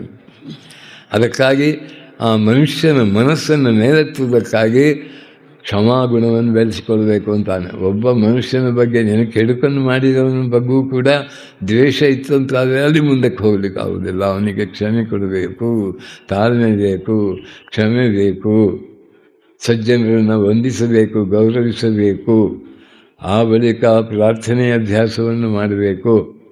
ಆಮೇಲೆ ಕರ್ಮದ ಕಷ್ಟ ಬಂದಾಗ ಒಂದು ಎಳ್ಳಷ್ಟು ಹೆದರದೆ ಭಗವಂತನ ಪೂರ್ಣ ಮತ್ತಷ್ಟು ವಿಶ್ವಾಸ ಇಟ್ಟು ಅದನ್ನೇ ಎದುರಿಸಬೇಕು. ಹೀಗೆ ಮನುಷ್ಯನಿಗೆ ಅದ್ಭುತವಾದ ಸಾಮರ್ಥ್ಯವನ್ನು, ಶಕ್ತಿಯನ್ನು ಕೊಡತಕ್ಕಂಥ ಒಂದು ಸಂದೇಶ ಇದರಲ್ಲಿ ಸಿಗ್ತದೆ. ಇದನ್ನು ನಾನು ಯಾಕೆ ಹೇಳ್ತಾ ಇದ್ದೇನೆ ಅಂದರೆ, ಕರ್ಮದ ಬಗ್ಗೆಯೂ ನಮಗೆ ಸರಿಯಾದ ತಿಳುವಳಿಕೆ ಇಲ್ಲ. ಆಮೇಲೆ ನಮ್ಮ ಧರ್ಮದ ಶಾಸ್ತ್ರದ ಸಂಕೀರ್ಣವಾದ ವಿಚಾರಗಳನ್ನು ಜನಮಾನಸಕ್ಕೆ ಮುಟ್ಟಿಸುವ ಕಾರ್ಯವೂ ನಡೀತಾ ಇಲ್ಲ. ಆದರೆ ಒಬ್ಬ ವಿದೇಶದವನು ಕ್ರೈಸ್ತ ಪಂಥದಲ್ಲಿ ಹುಟ್ಟಿದವನು, ನಿಜವಾದ ಕ್ರೈಸ್ತ ಭಕ್ತನು, ಆಮೇಲೆ ಕ್ರೈಸ್ತ ಧರ್ಮಾಧಿಕಾರಿಗಳಿಂದ ನಿಂದನೆಗೆ ಗುರಿಯಾದ ಈ ಕರ್ಮ ಜನ್ಮಾಂತರ ಸಿದ್ಧಾಂತವನ್ನು ಒಪ್ಪತಕ್ಕದ್ದಲ್ಲ ಅನ್ನುವ ಪ್ರಬಲವಾದ ಒಂದು ಪ್ರಭಾವದ ಮಧ್ಯದಲ್ಲಿಯೂ ಕೂಡ ಅದು ಭಗವದ್ ಇಚ್ಛೆ ಅಂತ ನಾನು ತಿಳ್ಕೊಂಡೆ. ಯಾಕಂದರೆ ಆ ವ್ಯಕ್ತಿ ಯೋಗಿಯಂಥ ಒಂದು ದಿವ್ಯ ಅನುಭೂತಿಯನ್ನು ಪಡೆದು 30,000 ಸಲಹೆಗಳನ್ನು ಕೊಟ್ಟಿದ್ದಾನೆ. 2,500 ಪುನರ್ಜನ್ಮಕ್ಕೆ ಸಂಬಂಧಪಟ್ಟ ಸಲಹೆಗಳನ್ನು ಕೊಟ್ಟಿದ್ದಾನೆ. ಅದನ್ನು ಸಂಗ್ರಹ ಮಾಡಿ ಗೀನಾ ಸೆಮಿನಾರ ಸೈಕ್ಯಾಟ್ರಿಸ್ಟು, ಸೈಕಾಲಜಿಸ್ಟು ಅತ್ಯಂತ ಸುಂದರವಾದ ಪುಸ್ತಕಗಳನ್ನು ಭಾಳ ಕನ್ಸಿಸ್ಟೆಂಟಾಗಿ, ಅದು ಅಲ್ಲಿ ಹೇಳಿದ ವಿಚಾರಗಳನ್ನೆಲ್ಲ ನನಗೆ 1-2 ಉಪನ್ಯಾಸಗಳಲ್ಲಿ ತಿಳಿಸಲಿಕ್ಕೆ ಸಾಧ್ಯ ಇಲ್ಲ. ಅದನ್ನು ಓದಿದಾಗ ನಮಗದು ನಮ್ಮ ಮನಸ್ಸನ್ನು ಮೇಲಕ್ಕೆತ್ತದೆ. ನಾವು ಇಡೀ ಜಗತ್ತಿಗೆ ಬೆಳಕನ್ನು ಕೊಡಬೇಕು, ಜಗತ್ತಿಗೆ ಕೊಡುವುದು ಇದೇ ಭಾರತ ವರ್ಷ ಅಂತ ವಿವೇಕಾನಂದರು ಹೇಳಿದ್ದಾರೆ. Up India and conquer the world through spirituality ಅಂತ ಹೇಳಿದರು. ಎಂಥ ವಿಚಾರ ಅದು. ಆದರೆ ಸ್ಪಿರಿಚುಯಾಲಿಟಿ ಅಂದರೆ ಒಂದು ತಮಾಷೆಯ ವಸ್ತುವಾಗಿ ನಗಣ್ಯ ಆಗಿ ಹೋಗಿದೆ ಅಲ್ಲ. ಇದು ಎಂಥ ದುರಂತ ಅಂತ ಯಾರಿಗೂ ಗೊತ್ತಾಗುವುದಿಲ್ಲ. ಆದರೆ ಅದರ ಶಕ್ತಿಯಿಂದ ಇವತ್ತೋ ನಾಳೆಯೋ ಭಗವಂತನ ಇಚ್ಛೆಯಿಂದ ಅದು ಇಡೀ ಜಗತ್ತನ್ನೇ ಗೆಲ್ಲಲೇಬೇಕು. ಯಾಕಂದರೆ ಸತ್ಯವನ್ನು ಯಾರಿಗೂ ತುಳಿದಿಡ್ಲಿಕ್ಕೆ ಸಾಧ್ಯ ಇಲ್ಲ. ಸತ್ಯಮೇವ ಜಯತೆ. ಆದ್ದರಿಂದ ಈ ಒಂದು ವಿಚಾರವನ್ನು ನಾವು ಸ್ಪಷ್ಟವಾಗಿ ತಿಳಿದುಕೊಳ್ಳುವುದಕ್ಕೆ ಇದು ಸಹಾಯಕವಾಗಿದೆ. ಈ ಉಪನ್ಯಾಸದಲ್ಲಿ ನಾನು ಮೊಟ್ಟ ಮೊದಲಿಗೆ ಭಗವಂತನ ಅಸ್ತಿತ್ವದ ಬಗ್ಗೆ ವಿಜ್ಞಾನಿ ಏನು ಹೇಳ್ತಾನೆ ಅನ್ನೋ ಬಗ್ಗೆ ಸಾಕಷ್ಟು ಸಂಗ್ರಹ ಮಾಡಿ ನಿಮ್ಮ ಮುಂದೆ ಇಟ್ಟೆ. ಅದರಲ್ಲಿ ಒಂದು ಎಳ್ಳಷ್ಟು ಕೂಡ ಸಂಶಯ ಬರಲಿಕ್ಕೆ ಸಾಧ್ಯ ಇಲ್ಲ. ಯಾಕಂದರೆ ಅದು ಅನ್ವೇಷಣೆಯ ಮೂಲಕ, ಆಧುನಿಕ ಅನ್ವೇಷಣೆಯ ಮೂಲಕ, ವಿಜ್ಞಾನದ ಶಾಸ್ತ್ರದ ಒಂದು ಕ್ರಮ ಪ್ರಕಾರ ಅಧ್ಯಯನ ಮಾಡಿ ಒಬ್ಬ ವಿಜ್ಞಾನಿಯೇ ಹೇಳಿದ ಮಾತನ್ನೇ ಇಲ್ಲಿ ಸಂಗ್ರಹವಾಗಿ ಹೇಳಿದೆ. ಅಂಥ ಒಂದು ಭಗವಂತನಿರ್ತಕ್ಕಂಥ ಈ ವಿಶ್ವದಲ್ಲಿ, ಅವನಿಂದಲೇ ಇದು ಬಂದು ಹೋಗ್ತಕ್ಕಂಥ ವಿಶ್ವದಲ್ಲಿ ಮನುಷ್ಯನ ಜೀವನದ ಅರ್ಥ, ಉದ್ದೇಶ ಏನು, ಕರ್ತವ್ಯ ಏನು ಅನ್ನೋದರ ಕಡೆಗೆ ವಿಕಾಸದ ಅತ್ಯುತ್ತಮ ಹಂತದಲ್ಲಿರ್ತಕ್ಕಂಥ ಈ ಮನುಷ್ಯನು ತನ್ನನ್ನು ತಾನು ಹೇಗೆ ತಿಳಿದುಕೊಂಡು, ಜಗತ್ತನ್ನು ತಿಳಿದುಕೊಂಡು, ತನ್ನ ಕರ್ತವ್ಯಗಳನ್ನು ಹೇಗೆ ಮಾಡಿ ಈ ಜಗತ್ತಿನ ದಾಂಧಲೆಯಿಂದ ಮೇಲಕ್ಕೆ ಹೇಗೆ ಇರಬೇಕೆನ್ನುವುದನ್ನು ತಿಳಿಸುವಂಥ ಅಪೂರ್ವ ಕಾರ್ಯ ಈ 2 ವಿಷಯಗಳನ್ನು ಕುರಿತು ನಾವು ಚಿಂತನೆ ಮಾಡಿದೆವು. ಅದಕ್ಕೆ DVG ಹೇಳಿದ ಹಾಗೆ, ಏನು ಜೀವನದ ಅರ್ಥ, ಏನು ಪ್ರಪಂಚಾರ್ಥ, ಏನು ಜೀವ ಪ್ರಪಂಚಗಳ ಸಂಬಂಧ, ಅದು ಗೊತ್ತಾಯ್ತು ನಮಗೆ. ಕಾಣದಿಲ್ಲಿರುವುದೇ ನಾನು ಮುಂಟೆ, ಹೌದು. ಜ್ಞಾನ ಪ್ರಮಾಣವೇ, ಹೌದು, ಒಂದು ಮಟ್ಟಕ್ಕೆ ಈ ಜ್ಞಾನ ಪ್ರಮಾಣ. ಆದರೆ ಇನ್ನೊಂದು ಇಂಟ್ಯೂಟಿವ್ ಅನುಭವ, ಅದಕ್ಕೆ ಬೋಧ ಅಂತ ಹೇಳ್ತಾರೆ. ಬೋಧ ಅನ್ಯ ಸಾಧನೆಭ್ಯ ಸಾಕ್ಷಾನ್ಮೋಕ್ಷೈಕ ಸಾಧನಂ ಪಾಕಸ್ಯ ಬನ್ನಿವತ್ತು ಜ್ಞಾನಂ ವಿನಾ ಅದು ಮೋಕ್ಷೋ ನ ಸಿದ್ಧತಿ. ಬೋಧ ಅಂದರೆ ತಿಳುವಳಿಕೆ ಅಂದರೆ ಇಂದ್ರಿಯಗಳ ಮೂಲಕ ಹೊರಗಿನ ಜಗತ್ತನ್ನು ತಿಳಿಯುವುದಲ್ಲ, ಅಂತರಂಗದಲ್ಲಿ ತಿಳಿಲಿಕ್ಕೆ ಸಾಧ್ಯವಾಗ್ತದೆ. ಅದು ಹೇಗೆ? ಈಗ ನಮಗೆ ಗಾಢ ನಿದ್ರೆ ಬರ್ತದೆ ಎನ್ನುವುದು ಅನುಭವ ತಾನೆ. ಸ್ವಪ್ನವನ್ನು ನೋಡಿದೆವು, ಅನುಭವ ತಾನೆ. ಎಚ್ಚರಕ್ಕೆ ಬಂದೆವು, ಅನುಭವ ತಾನೆ. ಜಾಗ್ರತ್ ಸ್ವಪ್ನ ಸುಷುಪ್ತಿಯನ್ನು ನಿತ್ಯ ಅನುಭವಿಸುವ ನಾನು ಯಾರು ಅಂತ ಅದನ್ನು ತೀವ್ರವಾಗಿ ಚಿಂತನೆ ಮಾಡ್ತಾ ಮಾಡ್ತಾ ಮಾಡ್ತಾ ಆಳಕ್ಕೆ ಹೋದರೆ ಅಲ್ಲಿ ಸಚ್ಚಿದಾನಂದನಾದ ಭಗವಂತನೇ ಇದ್ದಾನೆ ಅಂತ ಋಷಿಗಳಿಗೆ ಗೋಚರವಾಗಿತ್ತು. ಅವರಿಗೆ ಮಾತ್ರ ಅಲ್ಲ, ಈಗಿನ ಯುಗದಲ್ಲಿ ಇಲ್ಲೊಬ್ರು ನಮ್ಗೆ ಕಾಣಲಿಕ್ಕೆ ಸಿಗ್ತಾರೆ. ಹಾಗೆ ವಿಜ್ಞಾನ ಇವತ್ತು ಹೊರ ಜಗತ್ತನ್ನು ಕುರಿತು ಅಧ್ಯಯನ ಮಾಡಿ ಮಾಡಿ ಮಾಡಿ ಮಾಡಿ ಮಾಡಿ ಈಗ ಯಾವ ಸ್ಥಿತಿಗೆ ಬಂದಿದೆ ಅಂತ ಹೇಳಿದರೆ, ಈ ಎಲ್ಲವನ್ನು ನಡೆಸ್ತಕ್ಕಂಥ ಒಂದು ಕಾನ್ಷಿಯಸ್, ಅದು ಸ್ವಲ್ಪ ಭಾಷೆಯಲ್ಲಿ ವ್ಯತ್ಯಾಸ ಅಷ್ಟೇ, ಕಾನ್ಷಿಯಸ್ ಪ್ರಿನ್ಸಿಪಲ್ ಇದೆ, ಒಂದು ಕ್ರಿಯೇಟಿವ್ ಎನರ್ಜಿ ಇದೆ, ಇಡೀ ವಿಶ್ವ ನಡೆಸ್ತಕ್ಕಂಥ ಪರಮಾದ್ಭುತವಾದ ಶಕ್ತಿ ಇದೆ ಎನ್ನುವ ಬಗ್ಗೆ god is subtle but not partial. Einstein ಹೇಳಿದ್ದು ಈಗ ಆ ಗಾಡ್ ಇರುವುದಾದರೆ ಪ್ರತಿಯೊಂದಕ್ಕೂ ಕಾರಣವಿದ್ದರೆ, ಅರ್ಥವಿದ್ದರೆ, ಈ ಜಗತ್ತಿನಲ್ಲಿ ಅತ್ಯಂತ ಸೂಕ್ಷ್ಮವಾದ ಜೀವಾಣುವಿನಿಂದ ಹಿಡಿದು ಈ ಮನುಷ್ಯನವರೆಗೆ ನಾನಾ ಪ್ರಾಣಿಗಳು 84 ಲಕ್ಷ ಯೋನಿ ಅಂತ ನಮ್ಮ ಹಿಂದಿನವರು ಹೇಳಿದ್ದಾರೆ. ಈಗಿನಲ್ಲಿ ಇನ್ನೂ ಒಂದು 10 ಲಕ್ಷ 20 ಲಕ್ಷ ಹೆಚ್ಚಾಗಿದೆ ಈಗಿನವರು ಸಂಶೋಧನೆ ಮಾಡಿ. ಇದರಲ್ಲಿ ಮನುಷ್ಯನ ಕುರಿತು ಇಷ್ಟೆಲ್ಲ ಮಾಡಿದ ಮನುಷ್ಯನು ಬರೀ ಉಂಡು ತಿಂದು ಮಕ್ಕಳನ್ನು ಪಡೆದು ಒಂದಿಷ್ಟು ನಕ್ಕು ಒಂದಿಷ್ಟು ಹತ್ತು ಇಲ್ಲಿಂದ ಹೊರಟು ಹೋಗೋದು ಅಷ್ಟೇ ಉದ್ದೇಶವ? ಏನು ಜೀವನದ ಅರ್ಥ ಅಲ್ಲ. ಆ ಪರಮಾತ್ಮನ ಅನುಭವವನ್ನು ಪಡೆಯಬೇಕು ಅಂತ ಈ ವಿಚಾರವನ್ನು ಆಧುನಿಕ ಯುಗದಲ್ಲಿ ಆ ವ್ಯಕ್ತಿ ಅದು ತಾನು ಸ್ವಂತ ಬುದ್ಧಿಯಿಂದ ಹೇಳಿದ ಅಂತೂ ಹೇಳಲಿಕ್ಕಾಗುವುದಿಲ್ಲ. ಅವನ ಆ ಸ್ಥಿತಿಗೆ ಹೋಗಿ ನೋಡಿ ಹೇಳಿದ್ದು. ಇದರಲ್ಲಿ ಬಹಳ ಪರ್ಸನಲ್ ಪ್ರೆಜುಡಿಸ್ ಏನೂ ಇಲ್ಲ. ಅದೊಂದು ವಿಚಿತ್ರ. ಅದರಿಂದ ಸತ್ಯವು ರಿವೀಲ್ ಆಯಿತು ಅಂತ ಹೇಳಬಹುದು. ಆ ದೃಷ್ಟಿಯಿಂದ ನಾವು ನೋಡಿದಾಗ ನಮ್ಮ ಶಾಸ್ತ್ರಗಳಲ್ಲಿ, ಹಿಂದೂ ಧರ್ಮದಲ್ಲಿ, ಎಲ್ಲ ಧರ್ಮಗಳಲ್ಲಿಯೂ ಭಗವಂತನ ಬಗ್ಗೆ ಹೇಳಿದ್ದಾರೆ. ಎಲ್ಲ ಧರ್ಮಗಳಲ್ಲಿಯೂ ದೇಹತ್ಯಾಗ ಆದಮೇಲೆ ಸ್ವರ್ಗವೋ ನರಕವೋ ಅಂತ ಹೇಳಿದ್ದಾರೆ. ಆದರೆ ಮನುಷ್ಯನಿಗೆ ಕಷ್ಟ ಬರುವುದಕ್ಕೆ ಕಾರಣ ಏನನ್ನೋದಕ್ಕೆ ಬೇರೆಯವರಿಗೆ ಸರಿಯಾಗಿ ಹೇಳಲಿಕ್ಕಾಗಲ್ಲ. ಅದು ಅವನ ಇಚ್ಛೆ ಅಂತ. ಅದೊಂದು ಬಾಯಿ ಮುಚ್ಚಿಸುವ ವಿಧಾನವೂ ಹೌದು, ಅವನ ಇಚ್ಛೆ ಹೌದು, ಅದು ಸುಳ್ಳಲ್ಲ. ಆದರೆ ಮನುಷ್ಯನು ಮಾಡ್ತಕ್ಕದ್ದೇನು? ಮನುಷ್ಯನಿಗೆ ಸ್ವಾತಂತ್ರ್ಯ ಇಲ್ಲವಾ? ಎಷ್ಟರ ಮಟ್ಟಿಗೆ ಸ್ವಾತಂತ್ರ್ಯ ಇದೆ? ಅದರ ದುರುಪಯೋಗ ಆದರೆ ಅವನಿಗೆ ಅಲ್ಲಿ ಹೋದ ಮೇಲೆ ಶಿಕ್ಷೆಗೆ ನಿರ್ಣಯ ಮಾಡುವುದಾ? ಆಗದೇ ಶಿಕ್ಷೆಗೆ ನಿರ್ಣಯ ಆಗಿರ್ತದೆ, ಅದು ರೆಕಾರ್ಡ್ ಆಗಿದೆ ಅಷ್ಟೇ. ಈ ಎಲ್ಲ ವಿಚಾರಗಳನ್ನು ಸರಿಯಾಗಿ ತಿಳ್ಕೊಂಡಾಗ ಮನುಷ್ಯ ಮನಸ್ಸು ಮಾತು ಕೃತಿಗಳಿಂದ ಯಾರಿಗೂ ಕೆಡುಕು ಮಾಡಲಿಕ್ಕೆ ಸಾಧ್ಯ ಇಲ್ಲ. ಅದು ಈ ಹಿನ್ನೆಲೆಯಿಂದ ನಮ್ಮ ಜೀವನದ ಉದ್ದೇಶ, ಅರ್ಥ ಏನು? ಭಗವಂತನನ್ನು ಗಟ್ಟಿಯಾಗಿ ಹಿಡ್ಕೊಳ್ಬೇಕು. ಅದು ಹೆಡ್ ಕೆಲಸ ಅಲ್ಲ. ಎಲ್ಲ ಬುದ್ಧಿಜೀವಿಗಳನ್ನು ಅದು ಭಾಳ ಹೆಡ್ ಕೆಲಸ ಅಂತ ಹೇಳ್ತಾರೆ. ಅದು ಆಗಲಿಕ್ಕೆ ಸಾಧ್ಯ ಇಲ್ಲ. ಯಾಕಂದರೆ ಶಾಸ್ತ್ರದ ಆಧಾರ, ಯುಕ್ತಿ, ಆಮೇಲೆ ಅನುಭೂತಿ ಪಡೆದ ಮಹಾಸಂತರ ಜೀವನ, ಆ ಬಳಿಕ ಇಂಪ್ಲಿಕೇಶನ್ಸ್ ಆಫ್ ಮಾಡರ್ನ್ ಸೈನ್ಸ್, ಇಷ್ಟು ವಿಧಗಳಿಂದ ಸತ್ಯವನ್ನು ನಾವು ತಿಳಿಲಿಕ್ಕೆ ಪ್ರಯತ್ನ ಮಾಡಿದ್ದು. ಇಷ್ಟು ವಿಧಗಳಿಂದ ಅದು ನಮಗಿದನ್ನು ತೋರಿಸ್ತದೆ. ಅದರಿಂದ ಆಧ್ಯಾತ್ಮಿಕ ಜೀವನದಲ್ಲಿ, ಪ್ರಾರ್ಥನಾ ಜೀವನದಲ್ಲಿ ಮುನ್ನಡೆಯುವವರು ಪರಮಾದ್ಭುತವಾದ ಶ್ರದ್ಧೆಯನ್ನು ಇಟ್ಟುಕೊಳ್ಳಬೇಕಾಗ್ತದೆ.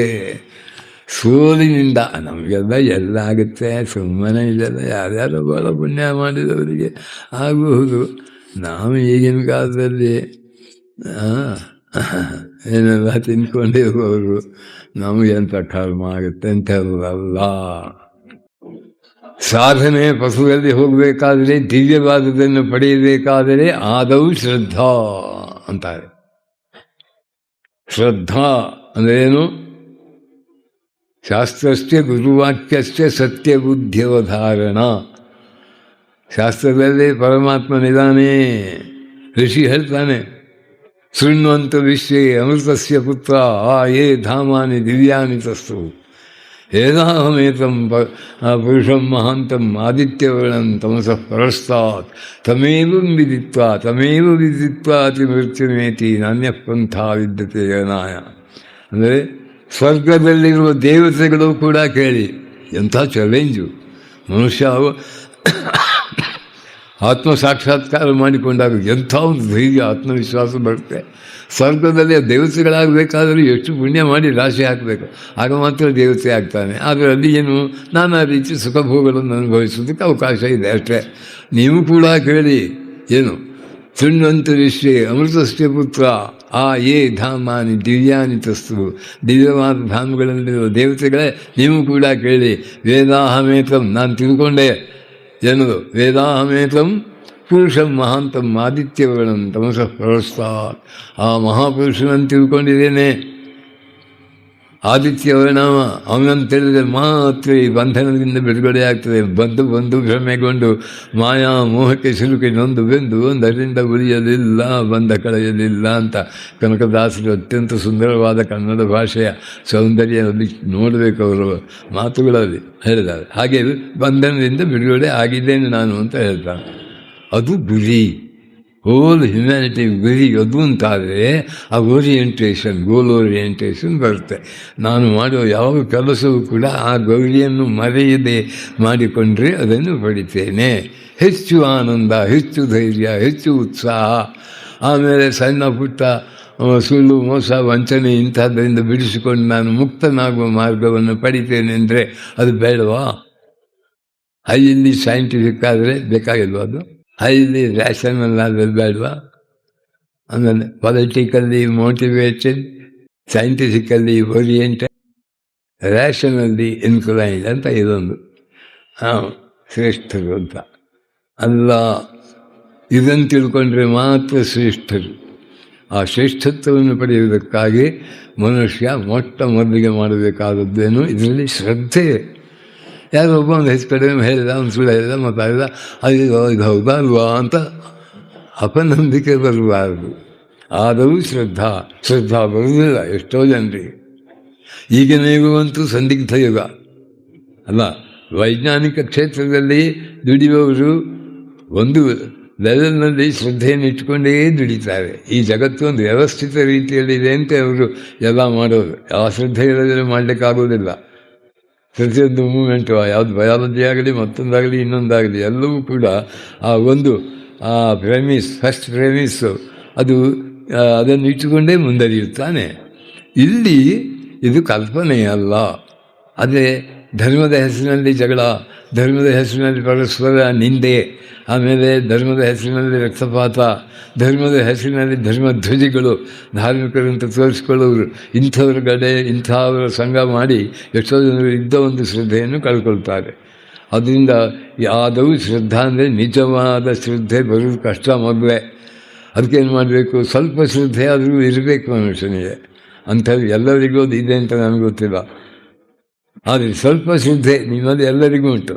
ಎಲ್ಲರೂ ಇಲ್ಲಿ ಬಂದು ಕೂತ್ಕೊಳ್ಳೋದಿಲ್ಲ, ಕೂತ್ಕೊಂಡ್ರೆ ಎದ್ದು ಓಡಿ ಹೋಗ್ತೀರಿ. ಅದನ್ನೇ ಆ ಶ್ರದ್ಧೆ ಇದ್ದೇ ಇದೆ. ಅದು ಅಷ್ಟೇ ಸಾಕಾಗುವುದಿಲ್ಲ. ಚಂಚಲವಾಗ್ತದೆ ಮನಸ್ಸು, ಆಮೇಲೆ ಹೋರಾಟ ಮಾಡಲಿಕ್ಕಾಗುವುದಿಲ್ಲ. ಆ ಶ್ರದ್ಧೆಗೆ ಏನಾಗ ಅದು ಶುದ್ಧ ತತ್ವ ಸಾಧು ಸಂಘ ಇಲ್ಲದೆ ಆಗುವುದಿಲ್ಲ ಅಂತಾರೆ. ಯಾರು ಸಾಧು, ಯಾರು ಪರಮಾತ್ಮನಲ್ಲದೆ ಯಾವ ವಿಚಾರವೂ ಅವನಿಗೆ ಬೇಡವಾಗಿದೆಯೋ, ಪರಮಾತ್ಮನಲ್ಲಿ ಸ್ಥಿತನಾಗಿದ್ದಾನೋ, ಪರಮಾತ್ಮನ ಕೃಪೆಯ ಕಿರಣವನ್ನು ಪಡೆದಿದ್ದಾನೋ, ಅದನ್ನು ತನಗೆ ತಿಳಿದುದನ್ನು ನಿಸ್ಸಂಕೋಚವಾಗಿ ನಿರ್ಭಯವಾಗಿ ಜನರಿಗೆ ತಿಳಿಸ್ತಾನೋ, ಆಮೇಲೆ ಎಲ್ಲರ ಹಿತಚಿಂತನೆ ಮಾಡ್ತಾನೋ, ಇಂದ್ರಿಯವನ್ನು ಸಂಪೂರ್ಣವಾಗಿ ಇಂದ್ರಿಯಗಳನ್ನು ನಿಗ್ರಹ ಮಾಡಿದಾನೋ, ಮನಸ್ಸನ್ನು ಪೂರ್ಣ ಭಗವಂತನಲ್ಲಿಟ್ಟಿದ್ದಾನೋ ಅವನು ಸಾಧು. ಆ ಸಾಧುಗಳೇ ಸ್ವಲ್ಪ ಹೇಳಿ ಅಂತ ಹೇಳಿದರೆ ಅದು ಹಾಗೆ ಮಾಡಲಿಕ್ಕೆ ಆಗುವುದಿಲ್ಲ. ಏನಾದ್ರು ತಿಳಿಸಿ ಹೊಡಿ. ಯಾರೋ ಪರಮಹಂಸರು ಕೇಳಿದಂತೆ, ನಿಮ್ಗೆ ಏನೋ ಬ್ರಹ್ಮಜ್ಞಾನ ಆಗಿದೆ ಅಂತೆ, ನನಗೊಂದು ಸ್ವಲ್ಪ ಬ್ರಹ್ಮಜ್ಞಾನ ಕೊಡಿ. ಅದು ತಮಾಷೆನ. ಅದು ಅಂಗಡಿಯಲ್ಲಿ ಹೋಗಿ 5 ರೂಪಾಯಿ ಕೊಟ್ಟು ಸಾಮಾನು ತರಲ್ಲ. ಆ ಸತ್ಸಂಗದಿಂದ ಇವನ ಶ್ರದ್ಧೆ ವೃದ್ಧಿಯಾಗ್ತದೆ. ಆದವು ಶ್ರದ್ಧಾ ತದ ಸಾಧು ಸಂಘ ಅಂತ ಹೇಳಿದ್ರು. ಆಮೇಲೆ ಭಜನ ಕ್ರಿಯಾ, ನಿಷ್ಠೆಯಿಂದ ಸಾಧನೆ ಮಾಡಲಿಕ್ಕೆ ಶುರು ಮಾಡ್ತಾನೆ. ಯಾಕೆ ಆ ಕಡೆ ದೇವರಿರುವ ಬಗ್ಗೆ ಒಂದು 2 ಸಂಶಯ ಇಲ್ಲ. ಅದು ಶ್ರದ್ಧೆ ಇದೆ ಒಂದು. ಆ ಶ್ರದ್ಧೆ ದೃಢವಾದ ಪರ್ಫೆಕ್ಟ್ ಶ್ರದ್ಧೆ ಆಗಬೇಕಾದ್ರೆ ದೇವರ ಸಾಕ್ಷಾತ್ಕಾರವೇ ಆಗಬೇಕು. ಅಲ್ಲಿವರೆಗೆ ಸಾಧನೆ ಮಾಡತಕ್ಕಂಥ ಪ್ರೇರಣೆ, stop not till the goal is reach ಅಂತ ಸ್ವಾಮೀಜಿ ಹೇಳಿದ ಹಾಗೆ, ಬಿಡದೆ ಪ್ರಯತ್ನ ಮಾಡುವುದಕ್ಕೆ ಬೇಕಾದದ್ದು ಶ್ರದ್ಧೆ. ಆ ಶ್ರದ್ಧೆ ವೃದ್ಧಿಯಾಗುವುದು ಬಿಡದೆ ಪ್ರಯತ್ನ ಮಾಡಿ ಪರಮಾರ್ಥವನ್ನು ಮುಟ್ಟಿದಂಥ ಒಬ್ಬ ಸಾಧುವಿನ ಅನುಗ್ರಹ, ಆಶೀರ್ವಾದ, ಸತ್ಸಂಗ. ತತ ಸಾಧು ಸಂಘ. ಆಮೇಲೆ ಭಜನ ಕ್ರಿಯಾ. ಭಜನ ಅಂದರೆ ನಿತ್ಯ ನಿಯಮಿತ ರೀತಿಯಲ್ಲಿ ಸಾಧನೆ ಮಾಡತಕ್ಕಂಥದ್ದು, ಅದು ಉಂಟಾಗುವುದು. ಅದು ಆದ ಬಳಿಕ ಭಕ್ತಿ, ಎಲ್ಲ ನಿಜವಾದ ಭಕ್ತಿ ಬರ್ತದೆ. ವರ್ಷಗಟ್ಟಲೆ ಕೆಲವರು ಸಾಧನೆ ಮಾಡಿ ದೇವರು ಯಾವುದಾದ್ರೂ ಒಂದು ನಾಮ ತಗೊಂಡ್ರೆ ಆ ದೇವರಿಗೆ ಗೊತ್ತಾಗತ್ತೆ. ಇದೊಂದು ತಿಳ್ಕೊಳ್ಬೇಕು. ಈ ನಾಮ ಆ ನಾಮ, ಯಾವ ನಾಮ ನಿಮಗೆ ಸುಲಭವೋ, ನಿಮಗೆ ಪ್ರೀತಿ ಉಂಟು, ಯಾವುದೇ ಒಂದು ನಾಮವನ್ನು, ಯಾವುದೇ ಒಂದು ರೂಪವನ್ನು ಧ್ಯಾನ ಮಾಡಬಹುದು, ಯಾವುದೇ ನಾಮವನ್ನು ಧ್ಯಾನ ಮಾಡಬಹುದು. ಆ ವಿಶ್ವಾಸ, ಆಮೇಲೆ ಸಾಧು ಸಂಘದ ಮೂಲಕ ಆ ಭಜನೆ ಕ್ರಿಯೆ ನಿಷ್ಠೆಯಿಂದ ನಡೆದಾಗ ಆ ಮನಸ್ಸು ಶುದ್ಧವಾಗುವುದು ಅವನಿಗೆ ಗೊತ್ತಾಗ್ತದೆ. ಕಾಮ, ಕ್ರೋಧ, ಲೋಭ, ಮೋಹ, ಮದ, ಮತ್ಸರ, ಅಹಂಕಾರ, ಮಮಕಾರ, ಸಂಶಯ ಎಲ್ಲ ಓಡಿ ಹೋಗ್ತವನ್ನೆಲ್ಲ ಥಟ್ಟನೆ ಅಲ್ಲ, ನಿಷ್ಠೆಯಿಂದ ವರ್ಷಗಟ್ಟಲೆ ಸಾಧನೆ ಮಾಡುವಾಗ ಸರಿಯಾಗಿ ಗೊತ್ತಾಗ್ತದೆ. ಆ ಭಕ್ತಿಯ ನಂತರ ರುಚಿ ಅಂತ ಹೇಳ್ತಾರೆ, ನಾಮದಲ್ಲಿ ರುಚಿ ಶುರುವಾಗುತ್ತೆ, ಅವನಿಗೆ ಬಿಡಲಿಕ್ಕೆ ಇಷ್ಟ ಆಗೋದಿಲ್ಲ. ಆಮೇಲೆ ಭಕ್ತಿ ಭಾವ, ಆಮೇಲೆ ದರ್ಶನಗಳು, ಆಮೇಲೆ ಅದು ಅವನಿಗೆ ಸ್ಪಷ್ಟವಾಗಿ ತಿಳಿಯುವಂಥ ವಿಚಾರ. ಇದು ಸಾಧನೆಯ ವಿಧಾನ, ಭಗವತ್ ಸಾನ್ನಿಧ್ಯ ಸಾಧನೆಯ ವಿಧಾನ. ಈ ಭಗವತ್ ಸಾನ್ನಿಧ್ಯ ಸಾಧನೆ ಮಾಡುವುದಕ್ಕೆ ನಾನು ಹೇಳಿದಂತೆ ಮೊದಲನೇದು ದೃಢವಾದ ನಿಶ್ಚಯ, ಅದು ದೃಢವಾದ ಶ್ರದ್ಧೆ, ಸಾಧು ಸಂಘ, ಮಾಡುವ ಕಾರ್ಯಗಳನ್ನು ಅದು ಅಹಂಕಾರ ಮಮಕಾರ ಬಿಟ್ಟು ಭಗವಂತನ ಪೂಜೆ ಎನ್ನುವ ಭಾವನೆಯಿಂದ ಮಾಡುವ ಸ್ಥಿತಿ ಬರ್ತದೆ. ಯಸ್ಯ ಸರ್ವೇ ಸಮಾರಂಭ ಕಾಮ ಸಂಕಲ್ಪ ವರ್ಜಿತ ಜ್ಞಾನಾಗ್ನಿ ದಗ್ಧಕರ್ಮಾಣಿ ಭಸ್ಮಸಾತ್ ಕೃತೇರ್ಜುನ ಅಂತ ಒಂದು ಭಾವನೆ. ಅಲ್ಲಿಂದ 4-5 ಶ್ಲೋಕಗಳು ಬರೀ ಮಾಡುವ ಕೆಲಸದಿಂದಲೇ ಆ ಪರಮಾತ್ಮನ ಸಾನ್ನಿಧ್ಯವನ್ನು ಪಡೆಯಬಹುದು ಅಂತ ಹೇಳ್ತಾರೆ. ಇದು ಎಷ್ಟೋ ಮಂದಿ ಹೆಣ್ಣು ಮಕ್ಕಳು ಮನೆಯ ಕೆಲಸ ಮಾಡಿಕೊಂಡು ಗಂಡನ ಸೇವೆ, ಆಮೇಲೆ ಹಿರಿಯರ ಸೇವೆ, ಮಕ್ಕಳ ಸೇವೆ, ಮನೆಯ ಕೆಲಸ, ಹಸುವಿನ ಸೇವೆ, ಆ ಸೇವೆ ಮಾಡಿ ವರ್ಷಗಟ್ಟಲು ಬಾಣಂತಿ ಹೆತ್ತು ಹಿಡಿದು ಅಯ್ಯೋ ಇಷ್ಟೆಲ್ಲ ಮಾಡಿಕೊಂಡು ದೇವರ ಸ್ಮರಣೆ ಮಾಡಿಕೊಂಡು ಧನ್ಯರಾಗಿದ್ದಾರೆ, ಸಾನ್ನಿಧ್ಯ ಸಾಧನೆಯನ್ನು ಪಡೆದಿದ್ದಾರೆ. ಅಂಥವರು ಈಗಲೂ ಇಲ್ಲ ಅಂತ ಹೇಳಲಿಕ್ಕೆ ಸಾಧ್ಯ ಇಲ್ಲ. ಯಾಕೆ? ಭಗವಂತ ಇಲ್ಲಿ ಇಟ್ಟಿದ್ದಾನೆ, ನಾನು ನನ್ನ ಕರ್ತವ್ಯವನ್ನು ಮಾಡ್ತೇನೆ, ನನಗೆ ಈ ಲೋಕದ ವೈಭವಗಳೇನು ಬೇಕಾಗಿಲ್ಲ, ನನಗೆ ಭಗವಂತನೇ ಬೇಕು ಎನ್ನುವ ಒಂದು ಭಾವ ದೃಢವಾದರೆ, ರೂಢ ಮೂಲವಾದರೆ ಅದು ಫಲವನ್ನು ತಂದೇ ತರ್ತದೆ.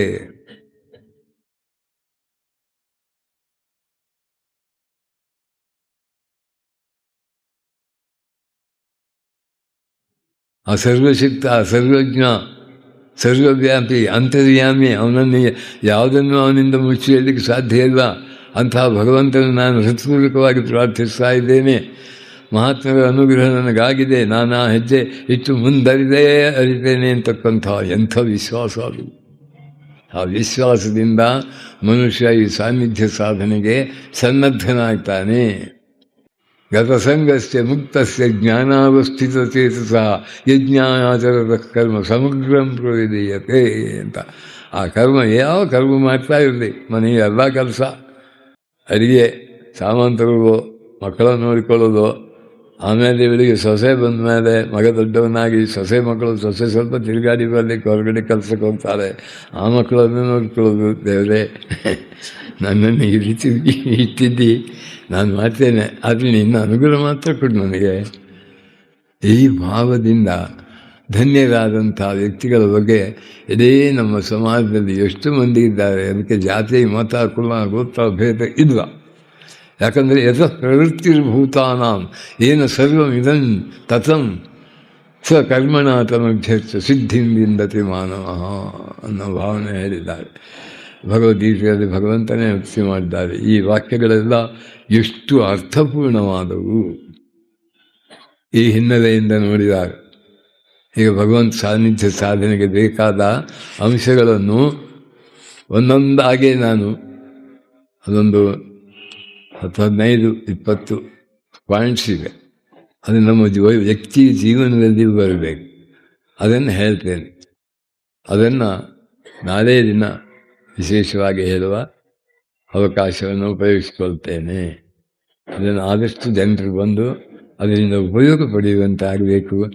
ಆಮೇಲೆ ನಮ್ಮ ರಾಷ್ಟ್ರಕ್ಕೆ ಬಂದ ಕುತ್ತನ್ನು ಈ ಅಧರ್ಮದ ಅನ್ಯಾಯದ ಭಾವನೆಗಳು ಸರ್ವತ್ರ ಪ್ರಚಾರವಾಗುವಾಗ ಈ ಭಗವದ್ಭಾವನೆಗಳು ಸತ್ಕರ್ಮಕ್ಕೆ ಪ್ರೇರಣವಾದ ಭಾವನೆಗಳು ಪ್ರಚಾರವಾಗೋದಕ್ಕೆ ನಾವು ಎಲ್ಲರೂ ಕಟಿಬದ್ಧರಾಗಬೇಕಾಗಿದೆ. ನಮ್ಮಿಂದ ಯಾವ ಜಗತ್ತಿಗೂ ಯಾವ ಧರ್ಮದವರಿಗೂ ಯಾವ ಕೆಡು ನುಡಿ ಬರುವುದಿಲ್ಲ ನಮ್ಮ ಬಾಯಿಂದ. ಎಲ್ಲರಿಗೂ ಶುಭವಾಗಲಿ, ಎಲ್ಲರಿಗೂ ಒಳ್ಳೆಯದಾಗಲಿ ಅಂತ ಈ ಹೊತ್ತು ವಿಜ್ಞಾನ ಇಡೀ ಜಗತ್ತಿಗೆ ಎಲ್ಲರೂ ಅದನ್ನು ಸ್ವೀಕರಿಸಿದ್ದಾರೆ. ವಿಜ್ಞಾನ ಹೇಳುವುದನ್ನು ಆ ವಿಜ್ಞಾನಕ್ಕೆ ಸಮ್ಮತವಾದ, ಎಲ್ಲರಿಗೂ ಉಪಕಾರಕವಾದ, ಯಾರ ಧರ್ಮಕ್ಕೂ ನೋವನ್ನುಂಟು ಮಾಡದ, ಯಾರಿಗೂ ಕೆಡುಕನ್ನು ಚಿಂತನೆ ಮಾಡಿದಂಥ ಉದಾರವಾದ, ಉನ್ನತವಾದ, ವಿಶಾಲವಾದ ಈ ಭಾವನೆಗಳನ್ನು ಜನರಿಗೆ ಕೊಡಬೇಕು. ಆ ಧರ್ಮಾಭಿಮಾನಿಗಳು ಸುಮ್ಮನೆ ಕೂತ್ಕೊಂಡು ದೇವರೇನೋ ಮಾಡ್ತಾನೆ ಅಲ್ಲ, ಅವನು ಅವನು ಮಾಡ್ತಾನೆ, ನಮ್ಮ ಕರ್ತವ್ಯ ನಾವು ಮಾಡಬೇಕಲ್ವೇ? ಎಂಥ ಒಂದು ಕೆಡುಕು ಬಂದಿದೆ ಇಡೀ ರಾಷ್ಟ್ರದಲ್ಲಿ. ಸ್ವಾಮಿ ವಿವೇಕಾನಂದರು ಆ ಕಾಲದಲ್ಲಿ ಹೇಳಿದರು, ಬ್ರಿಟಿಷರ ವಿದ್ಯಾಭ್ಯಾಸದಿಂದ ಇಲ್ಲಿರುವ ಪ್ರತಿಯೊಬ್ಬ ವ್ಯಕ್ತಿಯು ತನ್ನ ಅಜ್ಜ ಮುತ್ತಜ್ಜ ತನ್ನ ಪರಂಪರೆ ಎಲ್ಲ ಅರ್ಥಹೀನ, ಮೂರ್ಖರು, ಮೂಢರು, ಗಾರ್ಧವರು ಅಂತ ಹೇಳೋ ಮಾತನ್ನು ಕೇಳಿ ತಮ್ಮ ಬೆನ್ನೆಲುಬನ್ನು ಕಳ್ಕೊಂಡಿದ್ದಾರೆ.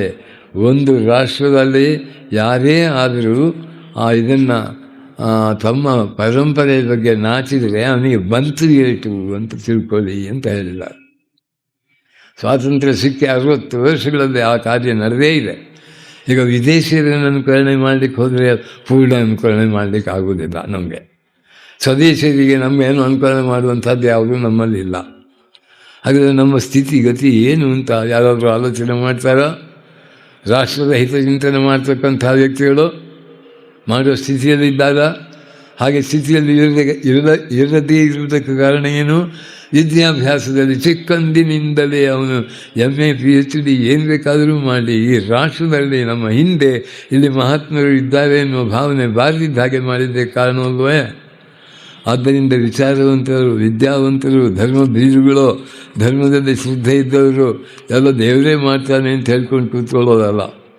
ನಮ್ಮ ಕರ್ತವ್ಯವನ್ನು ದೇವರ ಸಹಾಯವನ್ನು ಮಾಡಿಕೊಂಡು ಅಹಂಕಾರ ರಹಿತರಾಗಿ ಯಾವ ರೀತಿಯಲ್ಲಿ ಸಮಾಜಕ್ಕೆ ಸದ್ಭಾವನೆಗಳ ಪ್ರಚಾರ ಮಾಡಬಹುದು ಎನ್ನುವುದನ್ನು ಚಿಂತನೆ ಮಾಡಬೇಕಾಗಿದೆ.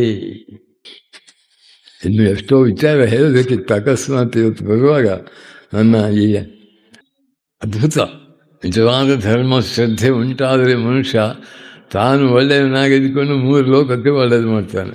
ಇಲ್ಲದಿದ್ದರೆ ದೇಹವೇ ನಾನೆಂದು ತಿಳ್ಕೊಂಡ್ರೆ ಶುರುವಾಯಿತು ಎಲ್ಲ ಥರದ ಬಾಧೆಗಳು.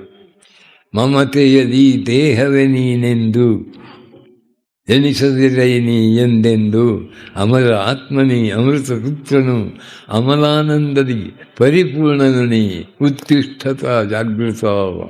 ಸ್ವಾಮಿ ವಿವೇಕಾನಂದರ ವಾಣಿ. ಓಂ